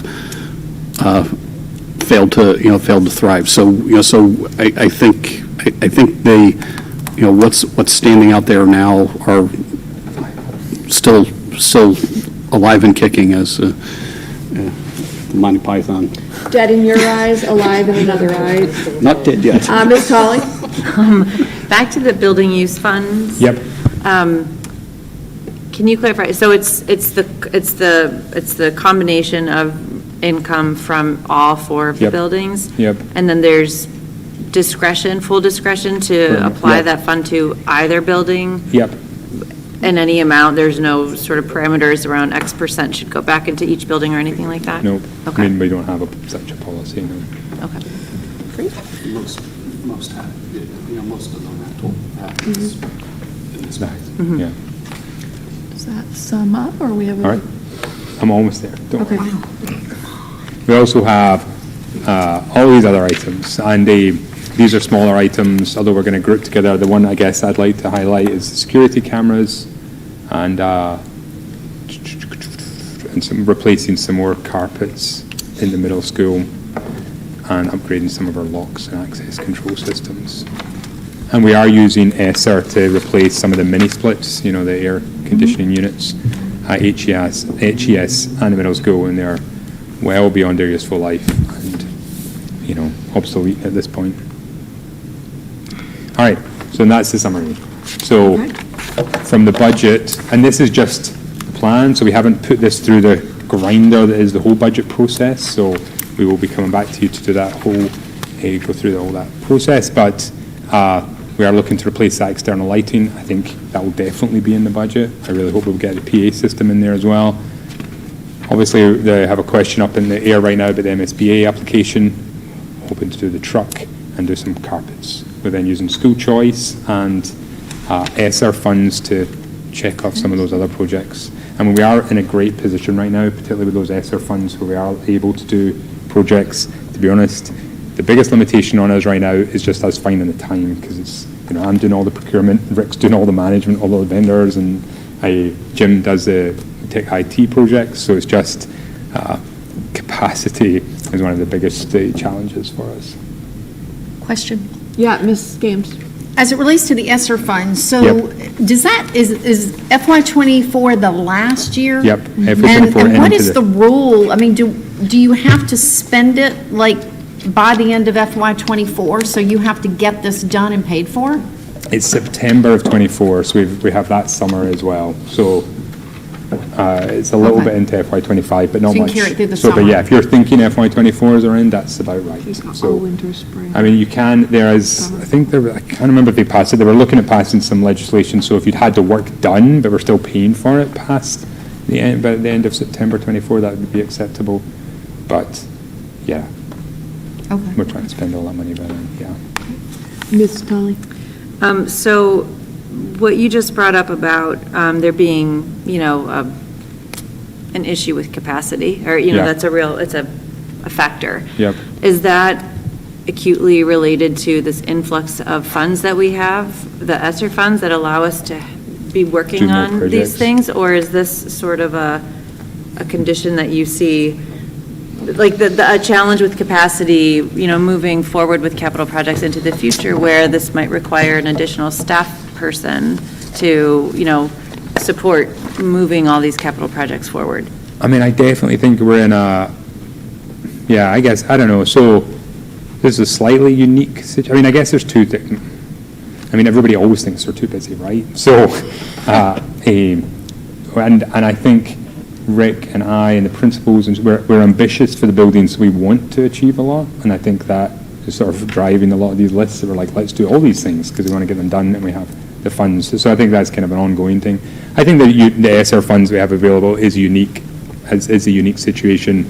And there's like 1, 2, 3 at least projects up there plus others that wouldn't be there if it wasn't for ESSER, and if they weren't there, that would reduce our work. So, I mean, I don't think it just would justify an additional position. I don't think, because I do think it's a bit of one-off. I think in a couple of years' time, hopefully, I do also think, we have, starting to do the boilers and the roofs. I mean, once they're, I mean, that'll be a 5 to 10 year project, but it's not going to be like that forever. I don't know. It's a good question, though. Yeah, I I'd guess like to think that's about sort it of my some more. question is, what thought has been given to the sort of sustainability and feasibility of capacity to Yeah. get this 5-year project capital So there is, plan done? and I mean, so that is something that Rick and I have talked about, and we're looking at like starting to now not just have a 5-year plan, but internally have a month by month plan. So which ones, because even if you had extra people planning them, you still only have summers to do big projects, because you can't do projects that are going to impact on classrooms or schools. So you're limited by weeks, so even if we had more people to organize the projects, you're still up against, just timetables. So what we want to be able to do, recognize is that, okay, maybe these are the 2 or 3 projects for each summer. Maybe we're doing one of these projects in, the April vacation, and then, other projects which can be done while school's in, and start to actually schedule it almost month by month. So we're like, okay, this is when that's going out to procurement, so it can be delivered at that time. And I think that would help. That'll also give us a, realistic picture of what we can achieve and when we can achieve it by. I love that. I Yeah, love right, hearing that. I know. It's like, oh, it'd be so nice. It's very exciting. Yeah. I'm imagining the colorful Yeah, spreadsheet I can't that wait. I know, charts it yeah. all. All right, great, thank you. Any other questions for Michael, or is he, Michael, are you done? Jackie, I feel like you're trying to get rid of me. I don't know. Take it personally. Look at the clock. But yes, I am all done. Is it 10 o'clock? Is Thank that you what you very said? much. Feels like it. Oh, my Yeah. gosh. Thank you very much. Thank you very much. Very detailed as usual and well laid out, and I look forward to our budget workshop, forum, whatever we call it. Oh, yeah. It was as good as that. We're going to be great. Next item on the agenda is just super quick, the new Monomoy Regional School Committee candidate update. Myself and Danielle met with the selectmen of Chatham last week. Last week? Last week. Wednesday, Thursday? I Yeah, don't know. last Wednesday or Thursday, we had an opportunity to meet with Miss Betty Gray and talk to her. All the selectmen that were present, as well as Danielle and I, were able to ask her questions and inquire on her interest and strengths, weaknesses, things like that. I think for myself, it was informative, and I don't know if Ms. Tully has anything else to add other than that. We do have a follow-up meeting. We just got an email today that on November 15th, the Chatham Select Board will be meeting, and there will be an appointment vote at that time where Jess and Danielle and myself will have to be there in attendance to vote. So it was recorded, so you can go back and watch it if you're interested in any of the questions we asked or how she answered them. So, Ms. Tully. I do have a procedural question related to that and related to that vote. What happens if not all three Chatham School Committee reps can attend that meeting? I need to ask Mr. Dykens, actually, I'll ask Shauna that question because he did bring up that even if we'd had a vote at that meeting, we didn't meet quorum. Because we would have needed to have 3 of the 4, because we're technically a committee of, we're representatives of 4. It was not on their agenda to vote, so that wasn't an issue, but I need to confirm with him to make sure we have everybody in attendance that's required so that we can all vote. Even though we don't have a quorum, they would have a quorum. So the way I see it is that we, as for voting, we would have enough people. But if he's looking at us as 2 separate committees and each committee has to have a quorum, I suppose we don't meet quorum unless all 3 of us are there, so. Because the absence of a member does not affect quorum. Correct. Correct, okay. Yeah, so I will confirm once she sends out the time of the meeting, or if she doesn't send out the time in the next week, I'll just email her and ask her just to get clarification so that we make sure that all 3 of us are there, so there's no issue. Ms. Games? Since because it's a person, like one person, so you have to go through a formal vote. I don't know, that seems a little odd. I mean, that's fine, but it seems a little odd that you would have to have everybody there. Because the reason you're voting is to fill a seat, even though I understand the whole quorum, but I wonder if it changes just on this one situation. Because it's not school committee business. I mean, because you're voting on a member, but it's not actually like business that we do here at this meeting. There were 3 different interpretations after the meeting of the quorum, so I think we just need to get a straight answer from Shauna and have Mr. Dykens confirm that that's the way it's going to be, he's the chair, so, and then just go from there, because I think there's a lot of gray area in how it's written in the regional, I think Corey referenced the regional agreement, and he referenced some other policy, so he was kind of confused as well, so. Yeah, I think I'd look into that, because if something happened, you might be postponing that thing forever. Well, exactly, and it's my understanding that it's whoever's present voting, and that we had a quorum with the amount of selectmen that were there, and given that it was 2 of the 3 representing the town, we met quorum. But you can also read it that it's only 2 of the 4, even though one's vacant, the vacant spot counts as, so because I just it's clear as mud. And again, I don't know if it's based on the regional agreement, because I know Harwich was a body together. It was like the select men, I guess, that's a board of selectmen, and the committee. So they were a body of 8, I guess, Terry, because, you know. So I don't think it mattered if somebody was out of that. Well, it's my impression that we are one body when we're doing this. That's what, and in the event that we needed that 3rd member there, we shouldn't have had the meeting. Because we wouldn't have met quorum. If we didn't meet quorum to vote, we didn't meet quorum to have the meeting. So that's why I find it contradicting, and I'm going to get more, I mean, that's the way I interpret it. Mr. Russell? If I could just comment and echo what you said, I agree, most especially the fact that there's only one candidate.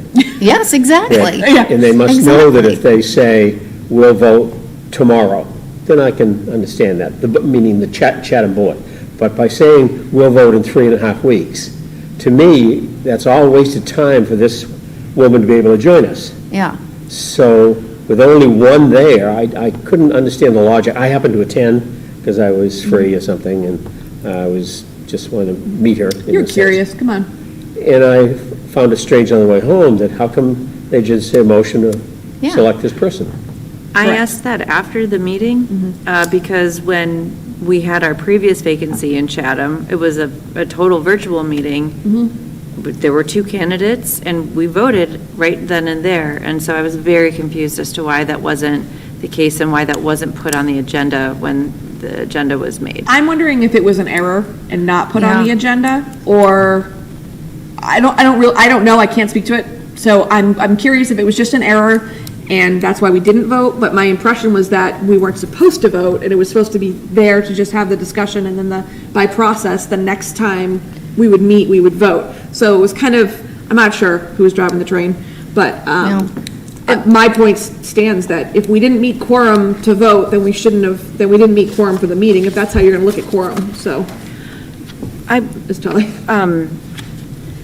Because I've been involved now in 2 of these processes as you have, and there seems to be this sort of hot potato aspect of, like you said, who's driving the train, what are our guiding rules here? I might suggest that this is something that the policy subcommittee look at. Nope.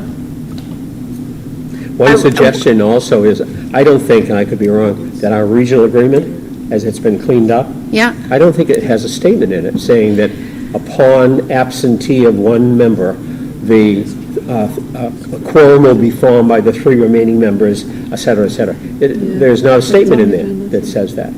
Not on the regional agreement, but we have a school committee organization policy that deals with vacancies.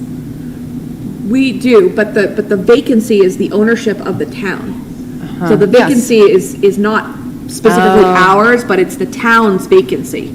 So we need to, it wouldn't be our policy we would go to. I mean, ours is how we function and run as our meetings, but as the whole, as an elected official, we have to look at how the select board, we have to look at their policy. And it may be in the regional agreement as well, which we can definitely look at, which I think is what Corey Metters was referencing in this games. My very strong feeling about this is it's the body. It's because if you think back to, I guess, when Jessica came on, you didn't separate and say, okay, school committee, what is your vote? Select board, what is your vote? It was together, which is the way Harwich does it. So I think the body is 8. So it's 5 and 3. So if you're missing somebody, that's fine. It's still the majority of this group. So yes, I think they're incorrect, whoever is saying something different. I think the body is together, collective. It's not separate. And I'll go back to that now, I mean, now that we're talking about it, and I can go back to Shauna and just say, this is our interpretation, whether there's 2 or 3 of us or 1 of us. If it's a body of 8 and 5 show up and none of the school committee shows up to vote, you guys still can take a vote. Yeah, I really feel, and I have to go back and look at the regional agreement, but I actually think if anything trumps anything, it's going to be the select board over the school committee. I think the select board by themselves, if they wanted to, could vote. Because it's their elected official. And I think if you look at the one we did remote, the year we were remote, that was part of the issue, is that I think Peter Kokolas was the chair. We were voting, but we did not have a seat at the table. Exactly. May I? To talk and interview the candidate, which was so bizarre, because I'm like, you want me to vote, but I don't get to interview the candidate. So it was kind of like, he kind of had it like, he was like, it's the purview of the selectmen, you don't really get to do this, where this time it was, it's all of us, and then we're going to treat you like 2 separate groups, and you have to meet quorum, and we have to meet quorum. It's all messed up. The first time we did, like, when it was me, it was an interview, it was full select board, whoever was present for, I think it was Steve Duvall and Nancy, and it was myself getting interviewed, and then they voted. Right. All one shebang. So just think about this, because if you took a separate vote, what if school committee voted on this, like, let's just say there were two candidates, and they voted this one, it doesn't make sense. You would actually have to have It's weighted together. votes. Yeah. If you treated us as two separate, it would It's be weighted, together. it would be I'm each school pretty committee certain. member has X amount of weighted votes, Yeah. and then, it'd be crazy. I'm So- pretty certain There it's would together. We're in a be- rabbit hole. There'd be more logic I don't if, think for we are. I example, think it's there were together. no members Yeah. from the respective town Yeah, of Chatham. So the three members weren't able to come, school committee. yeah. There would be more rationale for the select board chair to say, let's have another meeting because Yeah. we need at least a couple of members of the school committee to ask pertinent questions, blah, blah, blah. That, to me, as I heard it was said, well, I would say, that makes sense. Yeah. There should be at least a couple to make a quorum, and if they're not, wouldn't it be wise to just postpone it until at least two I think out of members? courtesy, I would say yes. But- So candidate update, November 15th, I'm going to seek clarification on what the proceedings are going to look like, and we're going to talk about quorum. So, thank you for everyone for the feedback, and I think we're all in support of all the same thing and are all on the same page here. And I'm going to go back and just go from there, and I might even pull the policy, and I can bring it back. And that's on the Talk about it 15th, next right? agenda if we want to. All That's right? on the 15th, right, you Yes, said? yes, ma'am. Can you just Okay. yes, bring that policy, figure out what that policy is and bring it forward. So we can have her seated by Thank the you, guys. 17th. Okay. Danielle, your mouth's open. Yeah. Well, when you said policy, I'm wondering what policy you're talking about. I'm actually gonna talk to Corey. Okay. Perfect. All right, subcommittee representative liaison reports, I don't have any for this evening. Moving into the superintendent's report.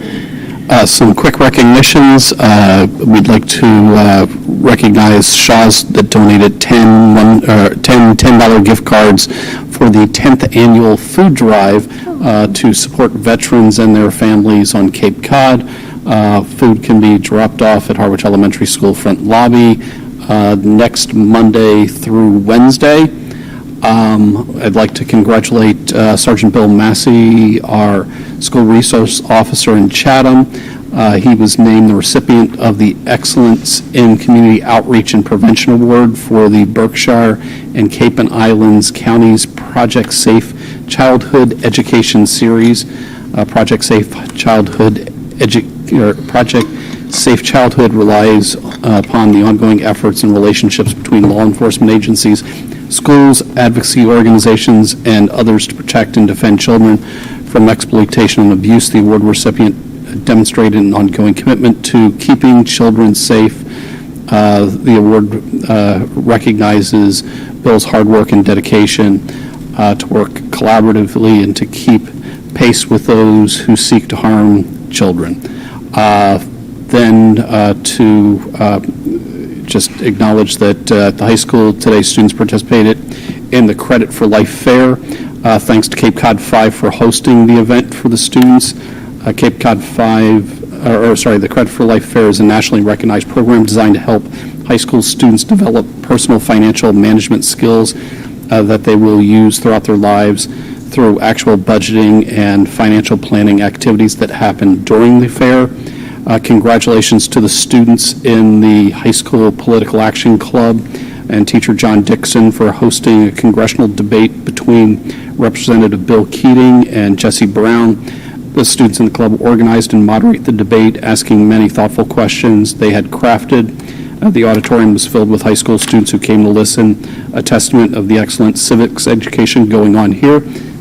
And last but not least, November is National Native American Heritage Month, a time to give special recognition to the significant contributions the first Americans made to establish to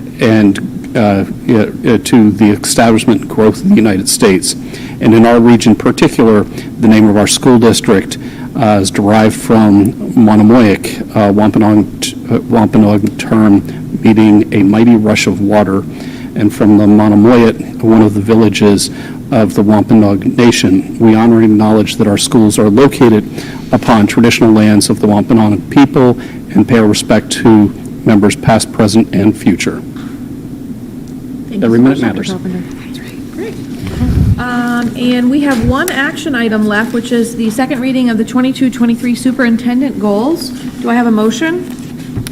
I'd like, Ms. Henderson?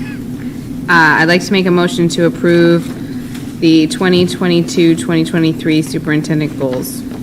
I would Second? second it. All in favor? Aye. Opposed? Abstention? Motion carries. And we've had the presentation of the warrants, and I will welcome a motion to adjourn. So moved.